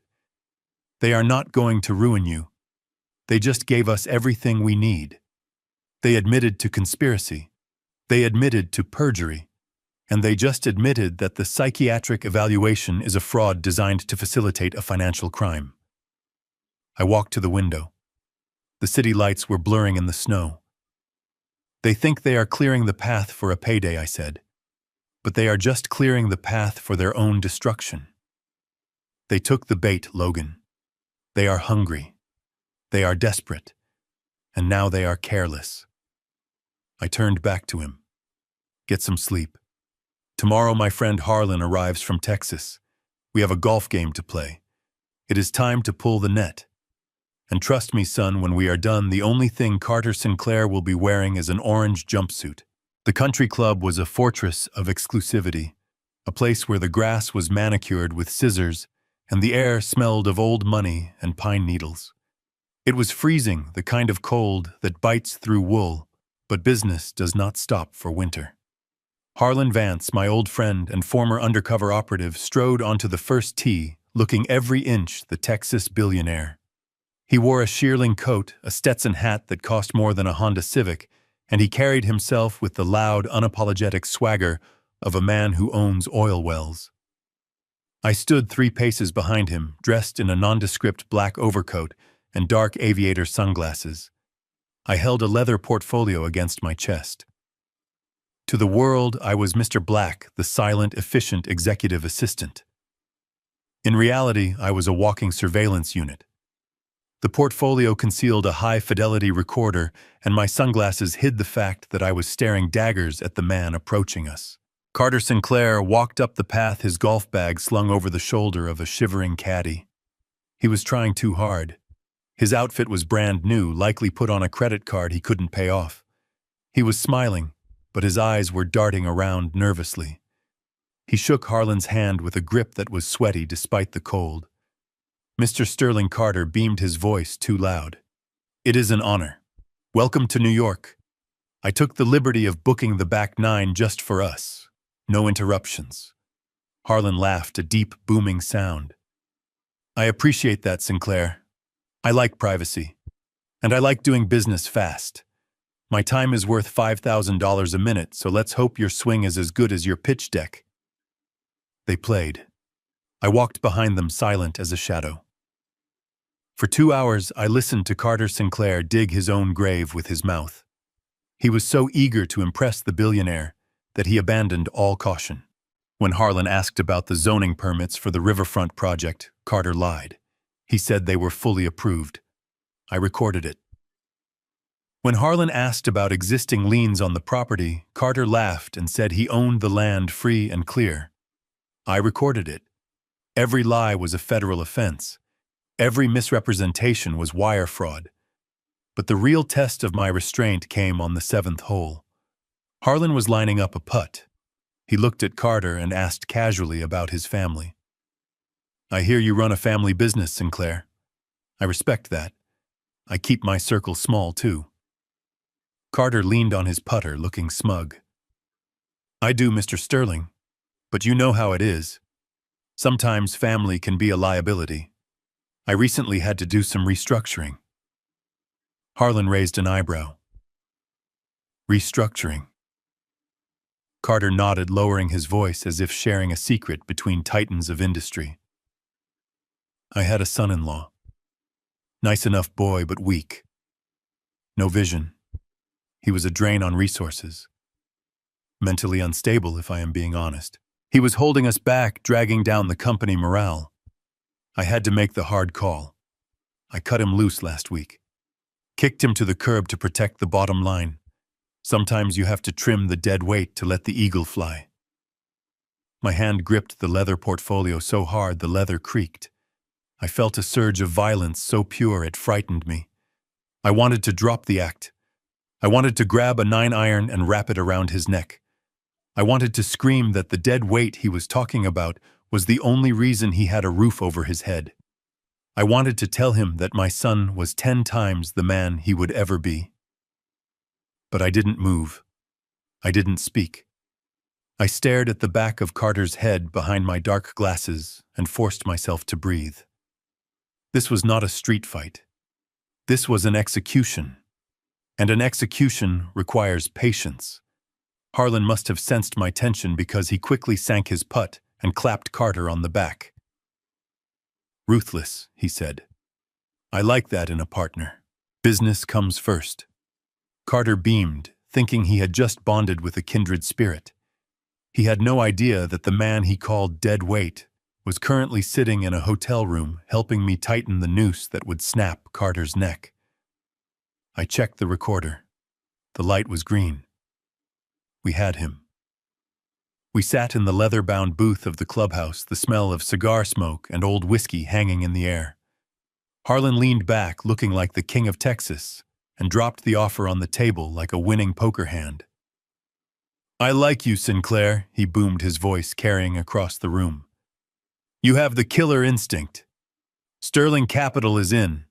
$5 million for the riverfront project." Carter looked like he was going to faint from joy. He reached for the bottle of scotch, his hands trembling. "This is fantastic news, Mr. Sterling. You won't regret this. We can have the papers drawn up by Monday." Harlan held up a hand, stopping him cold. "Monday is for accountants, Sinclair. I am a showman. I hear you are hosting a charity gala this Saturday night. That is where we sign. On stage, under the lights. I want the press there. I want the world to see that Sterling Capital is revitalizing this city." Carter swallowed hard. Saturday. That was only 3 days away. "That would be perfect," he stammered. "A real statement piece." "Exactly," Harlan said. "But there is one standard condition.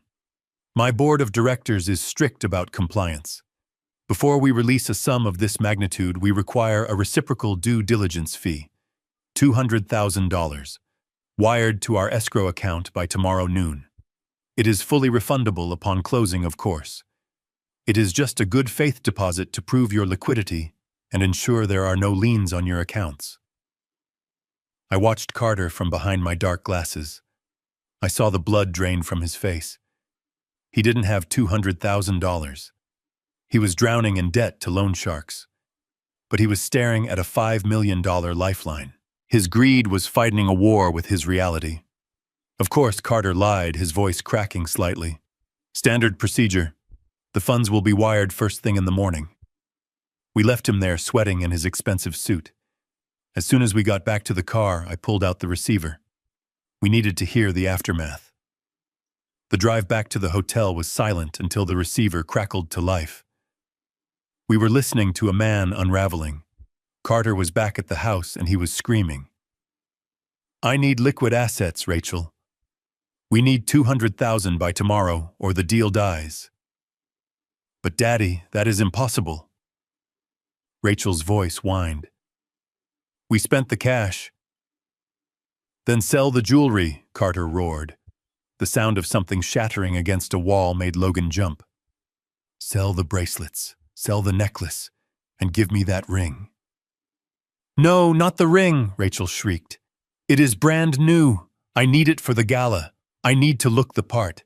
"There is no gala if we do not get this money," Carter shouted. "You stupid girl. Do you think I care about your vanity? Give me the ring. And max out every credit card you have. Take cash advances. Drain the emergency limits. I don't care if you have to sell the furniture. Get me that money." Logan sat in the passenger seat staring at the black box. He was listening to his wife, the woman who had tormented him for being poor, being stripped of her trophies by her own father. It was a cannibalistic feeding frenzy. They were eating each other to feed the lie. "She stole my money to buy that ring," Logan whispered. "And now he is forcing her to sell it to pay us." "It is poetic justice, son," I said, turning the car onto the highway. "They are liquidating their lives to buy a ticket on a sinking ship. And on Saturday night, we are going to be the ones who pull the plug." We sat in the leather-bound booth of the clubhouse, the smell of cigar smoke and old whiskey hanging in the air.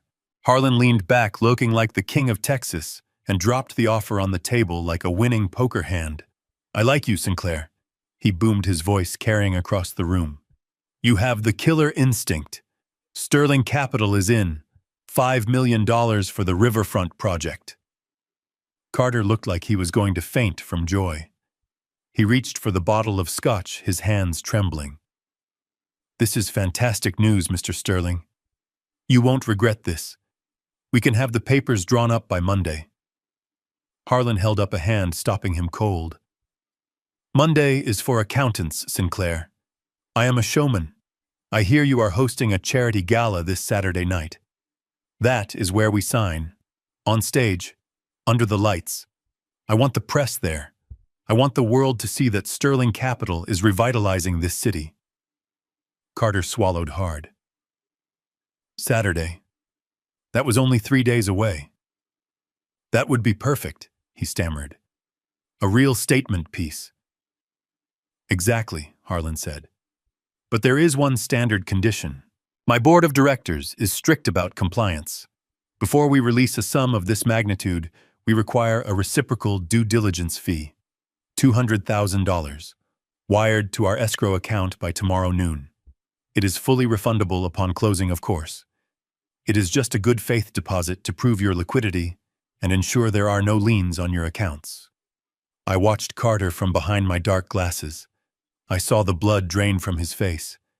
He didn't have $200,000. He was drowning in debt to loan sharks, but he was staring at a $5 million lifeline. His greed was fighting a war with his reality. Of course, Carter lied, his voice cracking slightly. "Standard procedure. The funds will be wired first thing in the morning." We left him there, sweating in his expensive suit. As soon as we got back to the car, I pulled out the receiver. We needed to hear the aftermath. The drive back to the hotel was silent until the receiver crackled to life. We were listening to a man unraveling. Carter was back at the house and he was screaming, "I need liquid assets. Rachel. We need $200,000 by tomorrow or the deal dies." "But Daddy, that is impossible," Rachel's voice whined. "We spent the cash." "Then sell the jewelry," Carter roared. The sound of something shattering against a wall made Logan jump. "Sell the bracelets, sell the necklace, and give me that ring." "No, not the ring," Rachel shrieked. "It is brand new. I need it for the gala. I need to look the part." "There is no gala if we do not get this money," Carter shouted. "You stupid girl. Do you think I care about your vanity? Give me the ring, and max out every credit card you have. Take cash advances. Drain the emergency limits. I don't care if you have to sell the furniture. Get me that money." Logan sat in the passenger seat staring at the black box. He was listening to his wife, the woman who had tormented him for being poor, being stripped of her trophies by her own father. It was a cannibalistic feeding frenzy. They were eating each other to feed the lie. "She stole my money to buy that ring," Logan whispered. "And now he is forcing her to sell it to pay us." "It is poetic justice, son," I said, turning the car onto the highway. "They are liquidating their lives to buy a ticket on a sinking ship. And on Saturday night, we are going to be the ones who pull the plug." The phone buzzed on the hotel nightstand at 10 o'clock that night. It was a harsh, vibrating sound that cut through the quiet room where we were eating takeout. Logan looked at the screen and his jaw tightened. It was Rachel. For the last 3 days, she had only communicated through threats and lawyers. Now suddenly, she was calling. I nodded at him. "Answer it," I whispered, "but put it on speaker." Logan picked up the phone. His hand was steady this time. He pressed the speaker button and laid the device on the table between us. "Hello, Rachel," he said. His voice was calm, devoid of the fear that used to define his interactions with her. "Logan, honey, is that you?" Her voice was unrecognizable. It wasn't the screaming harpy from the recordings. It was soft dripping with a sugary synthetic sweetness that made my skin crawl. It was the voice she used when she wanted something. "I have been thinking, Logan. All this fighting, it is not good for us. It is not good for the boys. I miss you." Logan looked at me, his eyes widening in disbelief. She was pivoting. She was desperate for cash to pay Carter's entry fee for the scam we had set up, and she was trying to manipulate him into a quick settlement. "What do you want, Rachel?" Logan asked. I just want peace, she sighed. I want to offer you a deal. I know you are struggling out there. I know you have no money. So I scraped together some cash. I can give you $10,000, Logan. Cash. Tonight. $10,000. It was an insult. It was a fraction of what she had stolen. And what do I have to do for this generosity? Logan asked. Just sign the papers, honey. Sign the waiver on the house and the full custody agreement. If you do that, I will give you the $10,000, and I will even let you see the boys. Once a month. Supervised, of course. But it is a start, right? We can be a family again in a way. I watched my son. A week ago he might have taken it. He might have been so broken, so desperate to see his children, that he would have signed his life away for crumbs. But the man sitting across from me now knew the truth. He knew she was lying. He knew she needed him to sign so she could mortgage the house to the hilt to pay the loan sharks. Logan took a deep breath. He didn't look at me for reassurance. He didn't need it anymore. He looked at the phone with pure disgust. Rachel, stop, he said. There was a silence on the line. Then nervously, What do you mean, sweetie? I am trying to help you. You are not trying to help me, Logan said, his voice dropping to a low, cold timbre that sounded exactly like mine. You are broke. You spent the startup capital. You spent the savings. And now you are trying to buy me off with pocket change because you need to liquidate the house for your father's new scheme. The sweetness on the other end evaporated instantly. The silence stretched heavy and dangerous. I don't want your $10,000. Rachel Logan continued, leaning closer to the phone. In fact, you should keep it. Put it in a very safe place. Why? She snapped, her voice sharpening back into the dagger we knew. Because where you are going to need every penny for the canteen fund, Logan said. The explosion was immediate. You ungrateful little worm, Rachel screamed, the volume so loud it distorted the speaker. I offer you a lifeline, and you spit in my face. You are nothing. You are homeless trash. I will destroy you. I will make sure you never see those kids again. Logan didn't flinch. He didn't argue. He reached out and tapped the red button ending the call. The silence that followed was beautiful. He looked up at me, and for the first time in years, he smiled. It wasn't a happy smile.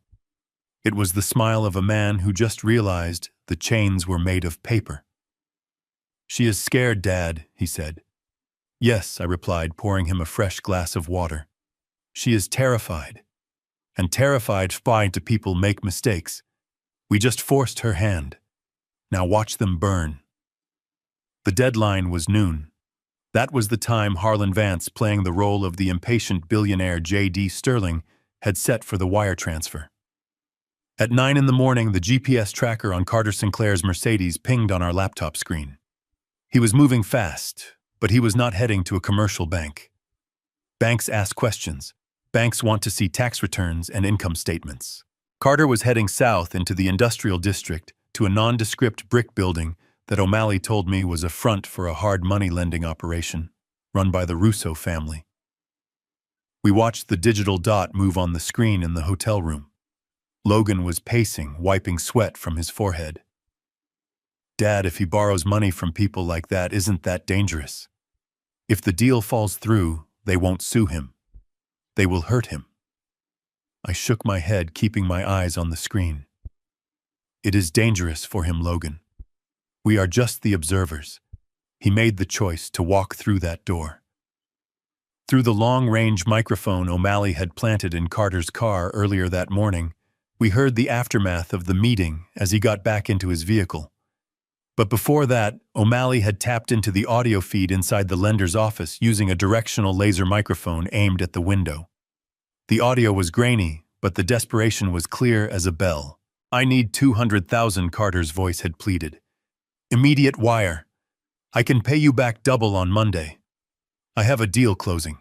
$5 million is coming in. The voice on the other end was low and sounded like grinding stones. I don't care about your deal, Sinclair. You are already deep. What do you have for me? There was a rustling of papers. The deed to the house on Elm Street, Carter said. It is valued at $800,000. It is free and clear. Take it as collateral. Logan froze in the hotel room. That is my house, he whispered, his face draining of color. That is where Leo and Sam sleep. He is leveraging the house where his own grandchildren live. I put a hand on his arm to keep him grounded. We listened. The lender laughed, a dry, humorless sound. This is your daughter's house, Sinclair. You are putting your grandkids on the street if you miss this payment. The VIG is 20% a week. I won't miss it, Carter snapped. Just give me the money. I watched the transaction unfold in my mind. Carter Sinclair, the man who pretended to be a pillar of high society, was signing a predatory high-interest mortgage with a loan shark using his daughter's home as security.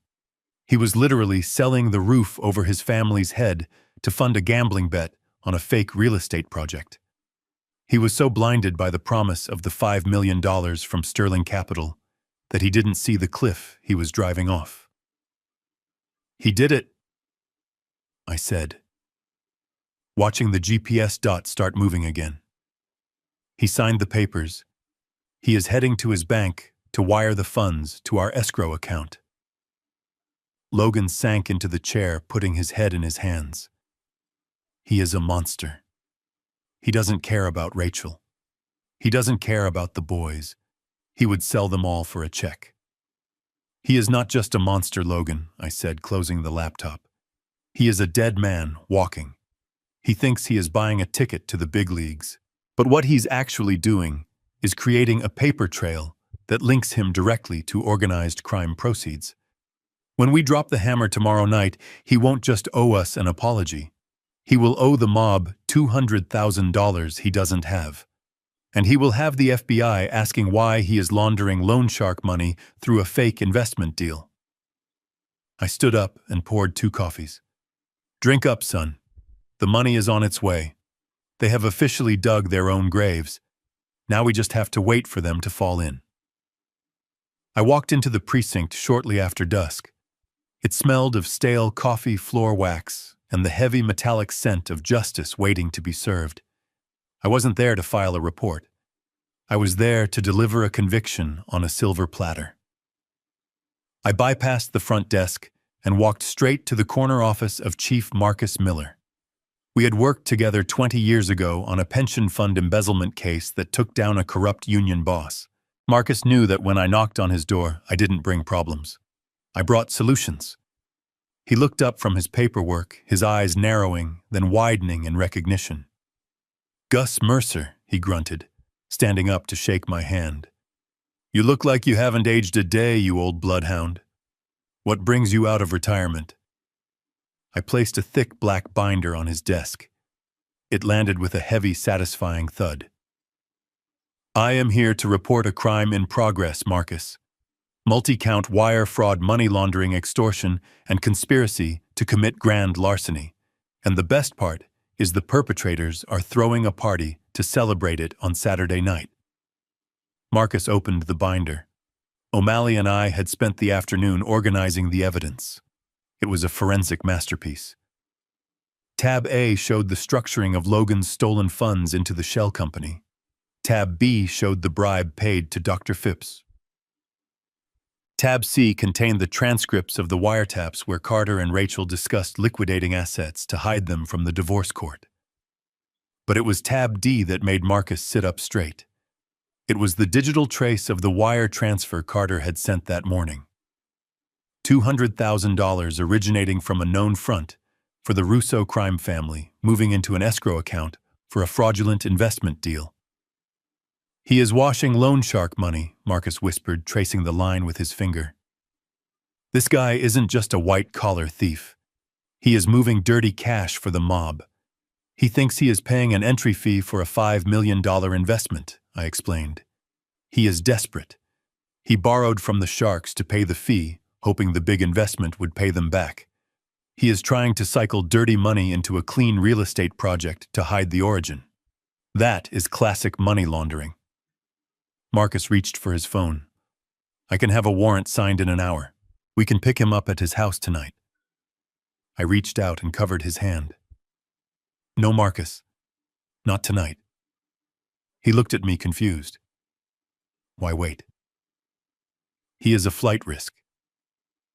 Because tonight, it is just a messy financial case, I said, leaning in.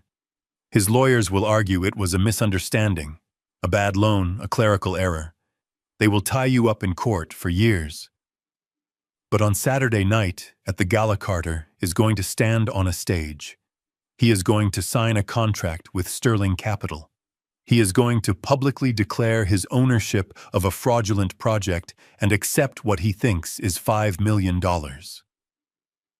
I paused to let the weight of it sink in.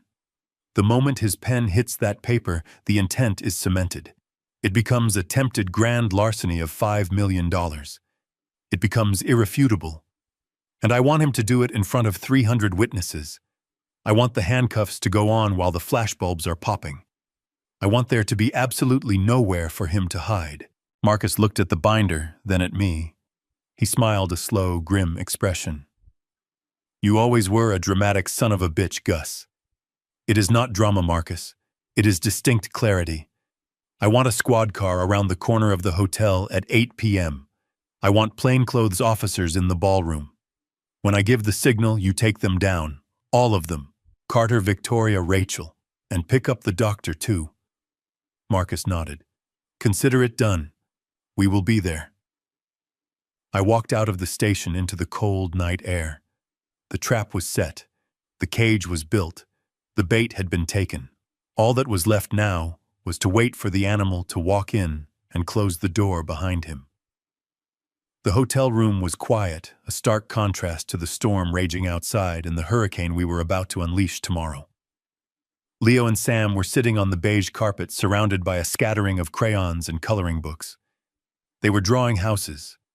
Big lopsided squares with triangular roofs and yellow suns. It broke my heart to see it. They were drawing what they missed. They were drawing the safety that had been stolen from them by their own mother and grandparents. I sat down on the floor next to them, my old joints popping with the effort. Sam looked up, his big blue eyes filled with a confusion no 5-year-old should ever have to feel. Grandpa, are we going to stay in the hotel forever? He asked, his voice small. I miss my room. I miss my Lego set. I want to go home. I reached out and smoothed his hair back. The anger I felt toward the Sinclairs was a fire in my gut. But for these boys, I had to be soft. I had to be the rock, no Sammy. I whispered, making sure my voice was steady. You are not staying here forever. Tomorrow night, your dad and I are going to fix everything. We are going to get your house back. I promise you. No one is ever going to lock you out in the cold again. The bathroom door opened and Logan stepped out. I looked up and for a second I didn't recognize him. The shivering, broken man I had found sleeping in a freezing car 3 days ago was gone. In his place stood a man wearing the charcoal gray suit I had bought him. The jacket fit his broad shoulders perfectly. The crisp white shirt was starched and bright against his skin. He had shaved and his hair was combed back. He stood taller. The slump in his posture, the physical manifestation of 5 years of emotional abuse, had vanished. He walked over to the full-length mirror in the hallway and stared at his reflection. He didn't say anything for a long time. He just looked, turning slightly from side to side, adjusting his cufflinks. It was as if he was meeting himself for the first time in years. Rachel had spent their entire marriage telling him he was sloppy, that he was socially awkward, that he was lucky she even looked at him. She had projected her own insecurities onto him until he believed them. But tonight, the mirror told a different story. I forgot what I looked like, Dad, he said softly, his eyes fixed on the glass. She made me feel so small, like I was a child she had to tolerate. But looking at this, I do not look crazy. I do not look unstable. I look like the man I was before I met her. I stood up and walked over to him, placing a hand on his shoulder. You look like a man who is done being a victim, Logan. You look like a father who is about to fight for his sons." Logan turned to face me. The terror that had been haunting his eyes for days was gone. It was replaced by a cold, sharp resolve.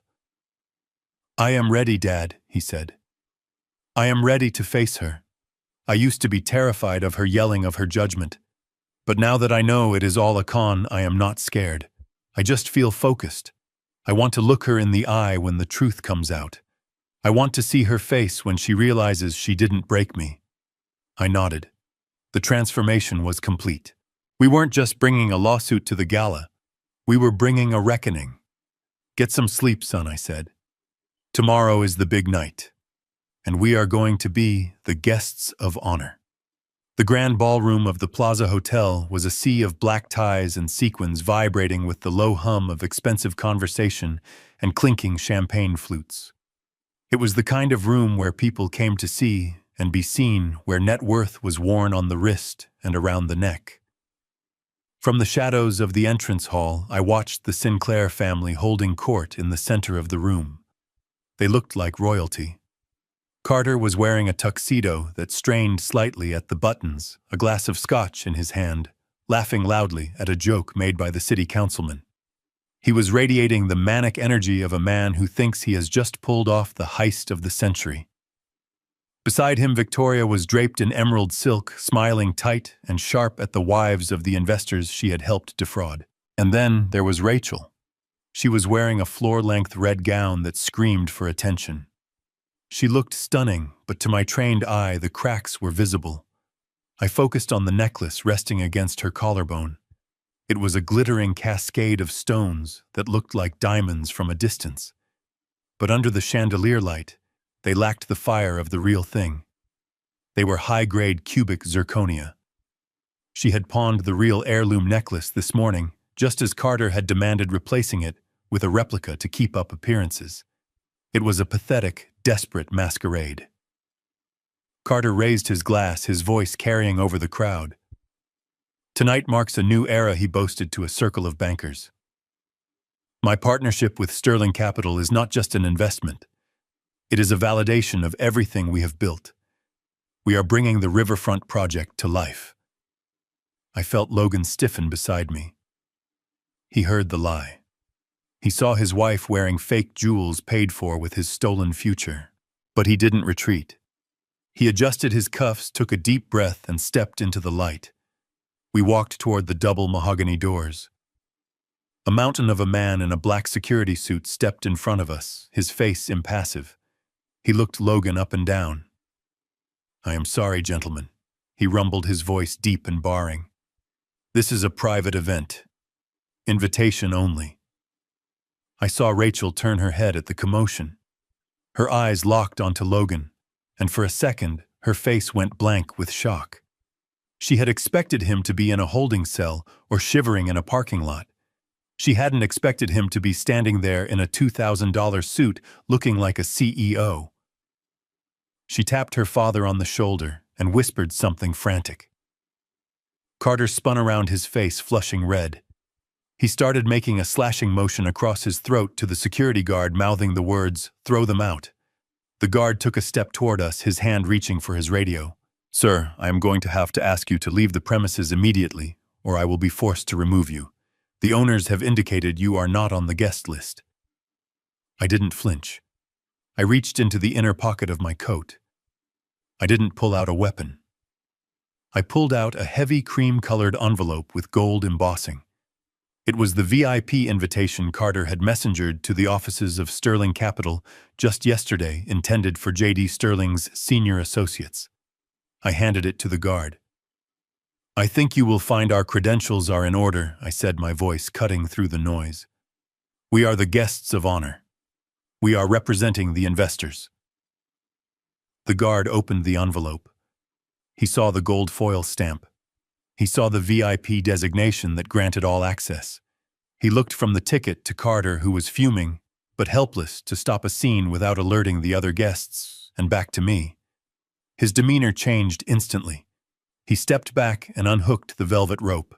"My apologies, sir," he said, bowing his head slightly. "Right this way." Your table is near the stage. I looked at Logan. He held his head high. We walked past the guard straight into the lion's den. Carter Sinclair watched us come, and for the first time all night, the glass of scotch in his hand was trembling. The show was about to begin. The spotlight hit center stage, turning Carter Sinclair into a glowing figure of success. He adjusted the microphone stand, his smile stretching so wide it looked painful. He was basking in the applause, intoxicated by the promise of the $5 million he thought was about to land in his account. He believed he had won. He believed the check was already printed. "Ladies and gentlemen," Carter announced, his voice booming through the speakers with a false grandeur. "Tonight is not just a celebration. It is a partnership. It is the beginning of a legacy. Please welcome to the stage the man who is making the future of our riverfront possible, the CEO of Sterling Capital, Mr. J.D. Sterling." The spotlight swept across the room, searching for the cowboy hat of my friend Harlan. The band prepared to play a fanfare, but Harlan didn't move. He sat at his table, crossed his arms over his chest, and tipped his hat at me. Instead of the billionaire from Texas, I stood up. The sound of my chair scraping against the floor seemed to echo in the sudden hush. I buttoned my jacket. I adjusted my tie. And I began the long, slow walk to the podium. A murmur rippled through the crowd. I heard whispers. "Who is that? Is that the grandfather? Why is he walking up there?" I saw Rachel at the front table. Her face was a mask of confusion that was rapidly crumbling into panic. She grabbed her mother's arm, her fingernails digging into the silk. I climbed the stairs, one by one. Carter stared at me, his eyes bulging. He stepped back from the podium, covering the microphone with his hand. "Gus, get the hell out of here," he hissed, spit flying from his lips. "You are ruining everything. Where is Sterling? What are you doing?" I didn't answer him. I reached out and took the microphone from his sweating hand. He was too stunned to fight me. I turned to the audience. The blinding lights made it hard to see faces, but I knew they were watching. I knew the investors were watching, and I knew the police were waiting in the wings. "I am afraid Mr. Sterling could not make it up these stairs," I said, my voice calm and amplified to every corner of the ballroom. "Because Mr. Sterling does not exist. I am here to represent the only real investor in this room. The truth." Carter lunged for the mic, his face purple with rage. But Logan stepped up from the side of the stage, blocking him with a broad chest. My son stood like a wall, staring down the man who had tormented him for years. I pulled a small remote from my pocket and pointed it at the massive LED screen behind us that had been displaying the Riverfront logo. I pressed the button. The logo vanished. In its place, a high-definition image of a bank statement appeared. It was magnified 10 feet tall. The red circles I had drawn were glowing like neon signs. A collective gasp sucked the air out of the room. The numbers were undeniable. The $50,000 transfer to the car dealership. The $12,000 to Hermes. But I wasn't done. I pressed the button again. The screen flickered to video footage. It was grainy black and white, shot from a long-range lens just yesterday. It showed Carter sitting in his car, handing a property deed to a man with a neck tattoo.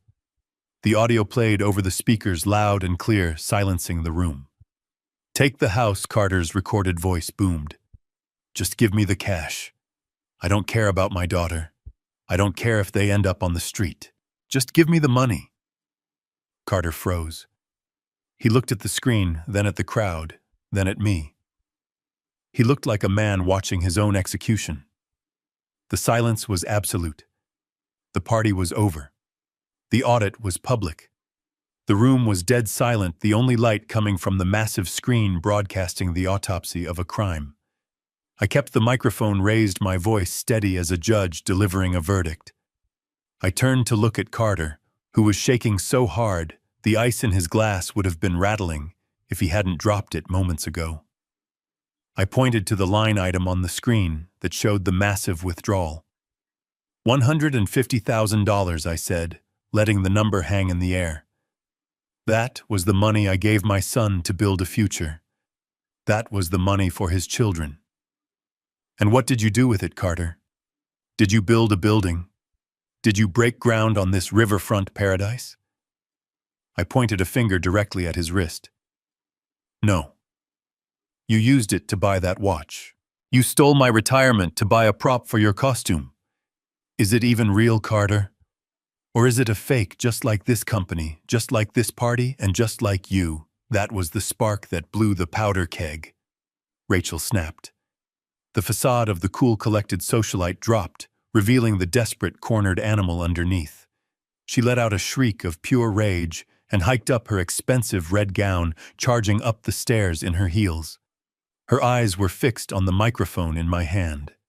She was coming to tear it away, to scratch, to scream, to do anything to stop the humiliation that was being beamed into the eyes of every donor in the room.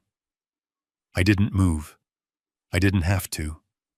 A figure in a charcoal gray suit stepped out of the shadows and planted himself firmly between us. Logan. He stood like a statue, broad and immovable. As Rachel reached out to claw at me, Logan caught her wrist in midair. He didn't squeeze. He didn't twist. He just held it there, stopping her momentum dead in its tracks. Rachel looked up at him, her face twisted in shock. For 5 years, she had trained him to cower. She expected him to shrink away, to apologize, to beg for forgiveness. But the man looking down at her wasn't the victim she knew. His eyes were clear. His jaw was set. He was looking at her not as his wife, but as a stranger who had tried to destroy him. "Let me go," she hissed, struggling against his grip, her nails digging into his suit sleeve. "Get out of my way, you pathetic loser." Logan didn't blink. He didn't raise his voice. He leaned in close, so close that the microphone picked up the low, rumbling timbre of his voice, amplifying it for the entire ballroom to hear. "Do not touch my father," he said. "And do not ever touch me again. The game is over, Rachel. We know about the accounts. We know about the loan sharks. And we know about the bribe you paid Dr. Phipps. You are done." He released her wrist with a sharp shove that sent her stumbling back into her father. The crowd gasped. It was the sound of a spell breaking. The Sinclairs were not powerful. They were not untouchable.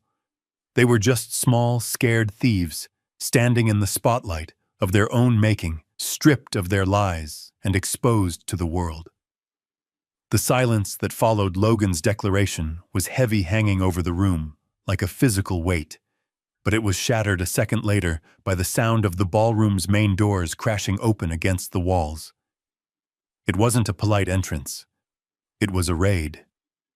A dozen men and women in dark windbreakers, emblazoned with those 3 terrifying letters, FBI, poured into the room, flanked by uniformed officers from the city precinct. The gala music died instantly, replaced by the heavy thud of tactical boots on the hardwood floor. Chief Miller walked point, his face set in stone.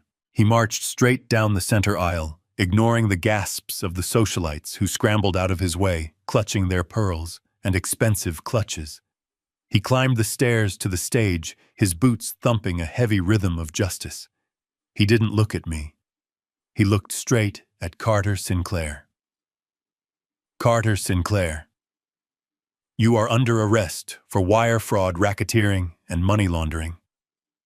Miller announced, his voice projecting without a microphone. Carter looked at the handcuffs swinging from Miller's belt, and his eyes rolled back in his head. He grabbed his chest, letting out a theatrical groan, and slumped to the floor. "My heart," he wheezed, clutching his tuxedo lapel. "I am having a heart attack. You are killing me. I need a doctor." It was a performance worthy of an award, but Miller had seen it 1,000 times. He didn't even blink. He reached down, grabbed Carter by the expensive collar of his jacket, and hauled him upright like a sack of flour. "Save it for the jury," Carter Miller growled. The paramedics can check you out in the holding cell. Stand up. The metal cuffs clicked shut around his wrists with a sharp final sound that signaled the end of his life as he knew it. Two officers grabbed his arms and began to drag him off the stage, his feet trailing uselessly on the carpet as he continued to moan. To my left, Rachel tried to run. She turned toward the side exit, her red dress swishing around her legs, but two female officers stepped out of the shadows to block her path. Rachel screamed a shrill, piercing sound that made the crystal chandeliers tremble. "It wasn't me," she shrieked, pointing a manicured finger at her father who was being dragged away. "It was him. He made me do it. I am a victim here. I didn't know anything about the money." One of the officers grabbed her arm and spun her around, forcing her hands behind her back. "Rachel Sinclair, you are under arrest for identity theft, conspiracy to commit fraud, and felony child neglect," the officer recited. "We have the logs from the house. We know you left your children alone to come to this party." Rachel thrashed, her face twisted into a mask of ugly, raw hatred. "You cannot do this to me. Do you know who I am? My mother will sue you. Mom, do something."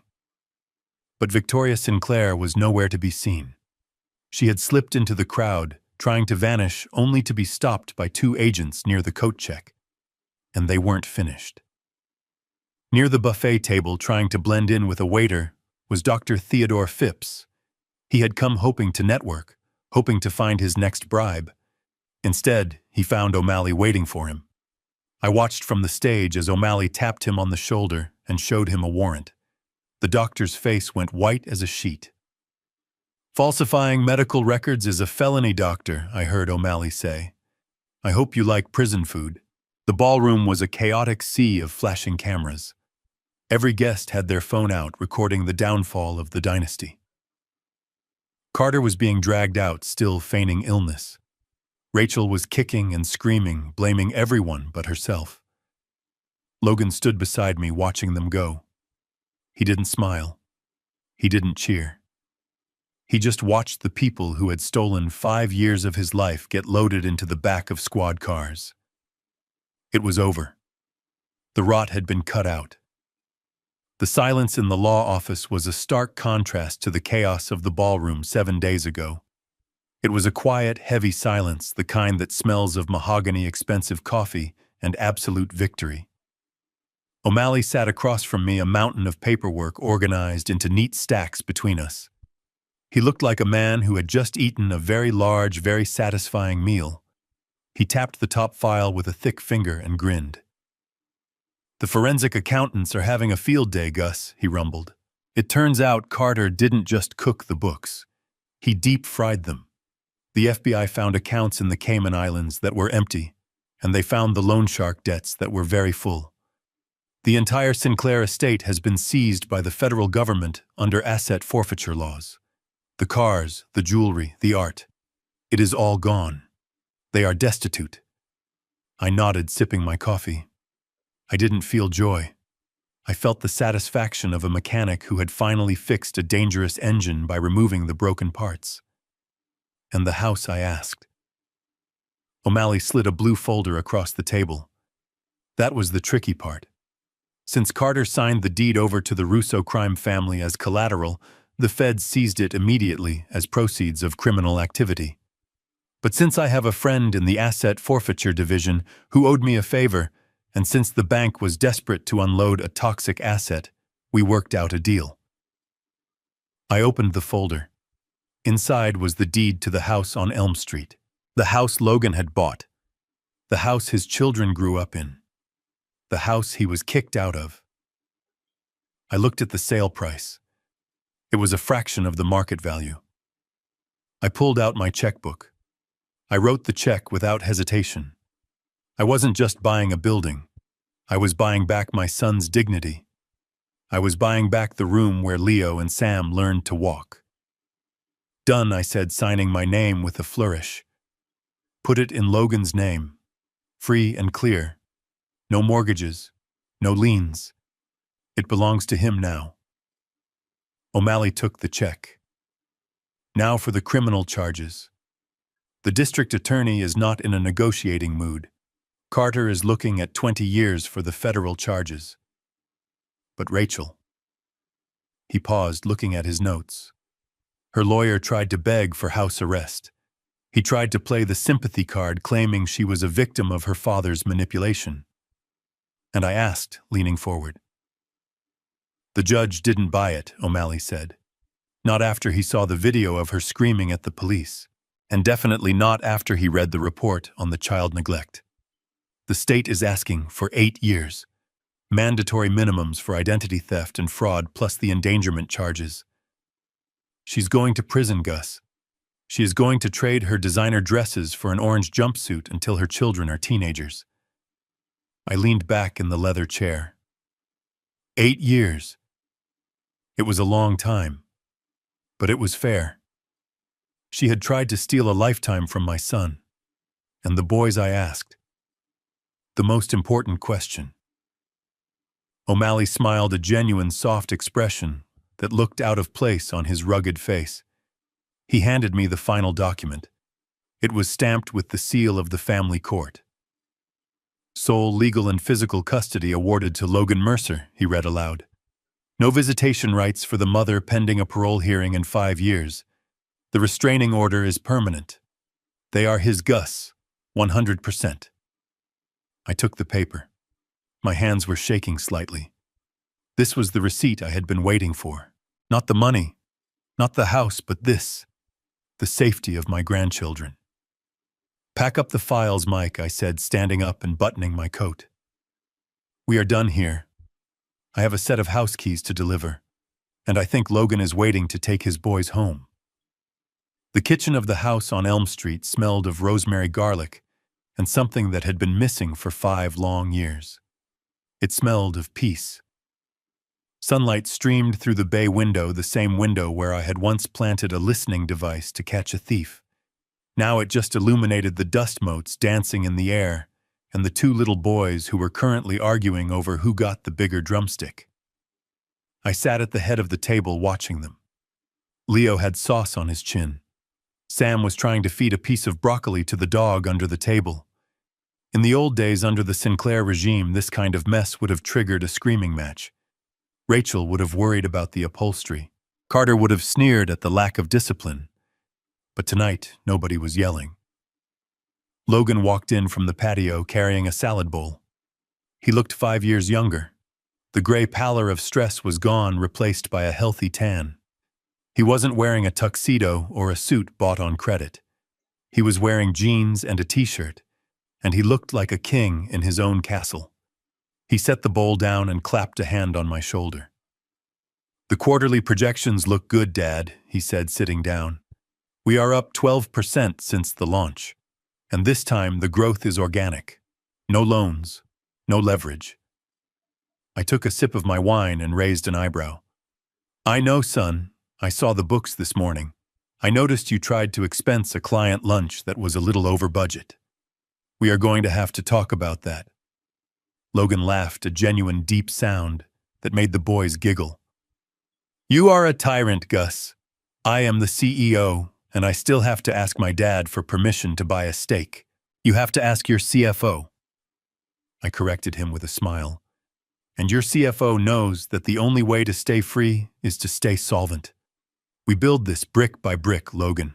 No shortcuts. Not this time. He nodded, his expression turning serious for a moment. He looked at his sons, then back at me. I know. Never again. We ate.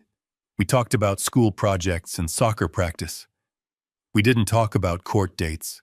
We didn't talk about prison sentences or visitation rights. That darkness was behind us, locked away in a cell 8 years long.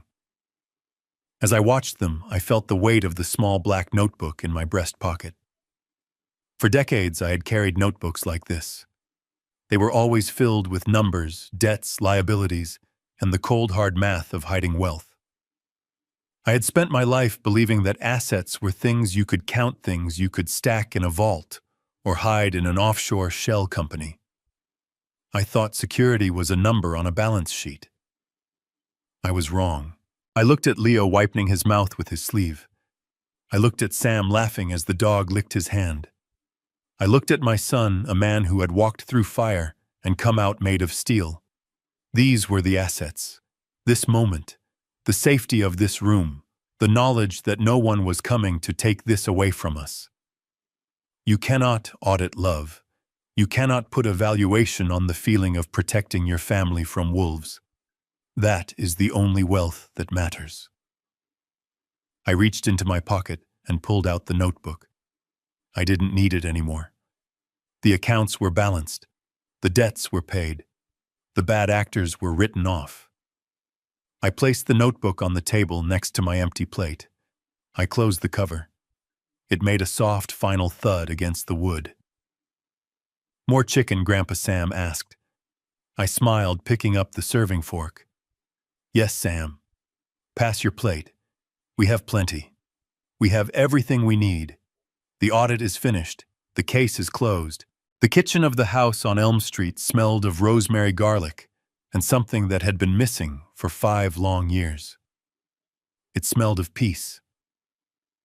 Sunlight streamed through the bay window, the same window where I had once planted a listening device to catch a thief.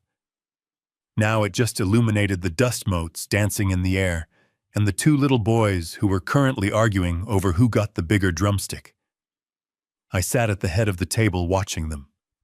Leo had sauce on his chin. Sam was trying to feed a piece of broccoli to the dog under the table.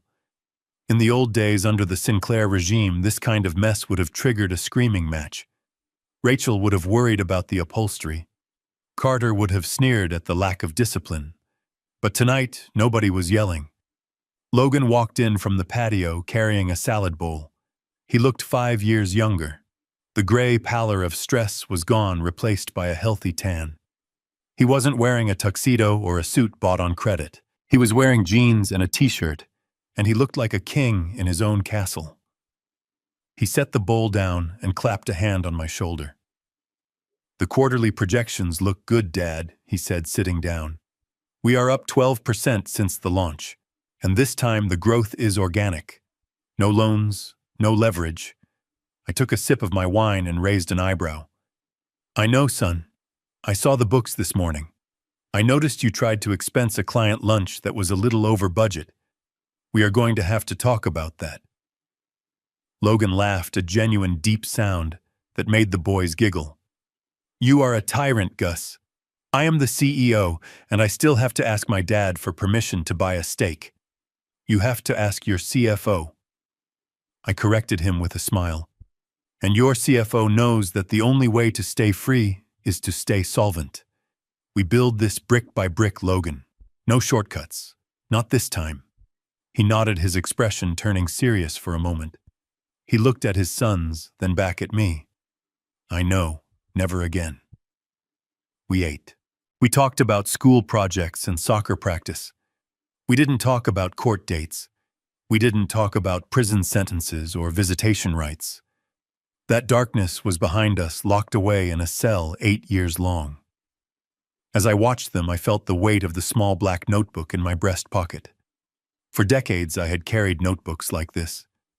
They were always filled with numbers, debts, liabilities, and the cold, hard math of hiding wealth. I had spent my life believing that assets were things you could count, things you could stack in a vault, or hide in an offshore shell company. I thought security was a number on a balance sheet. I was wrong. I looked at Leo wiping his mouth with his sleeve. I looked at Sam laughing as the dog licked his hand. I looked at my son, a man who had walked through fire and come out made of steel. These were the assets. This moment, the safety of this room, the knowledge that no one was coming to take this away from us. You cannot audit love. You cannot put a valuation on the feeling of protecting your family from wolves. That is the only wealth that matters. I reached into my pocket and pulled out the notebook. I didn't need it anymore. The accounts were balanced. The debts were paid. The bad actors were written off. I placed the notebook on the table next to my empty plate. I closed the cover. It made a soft final thud against the wood. "More chicken?" Grandpa Sam asked.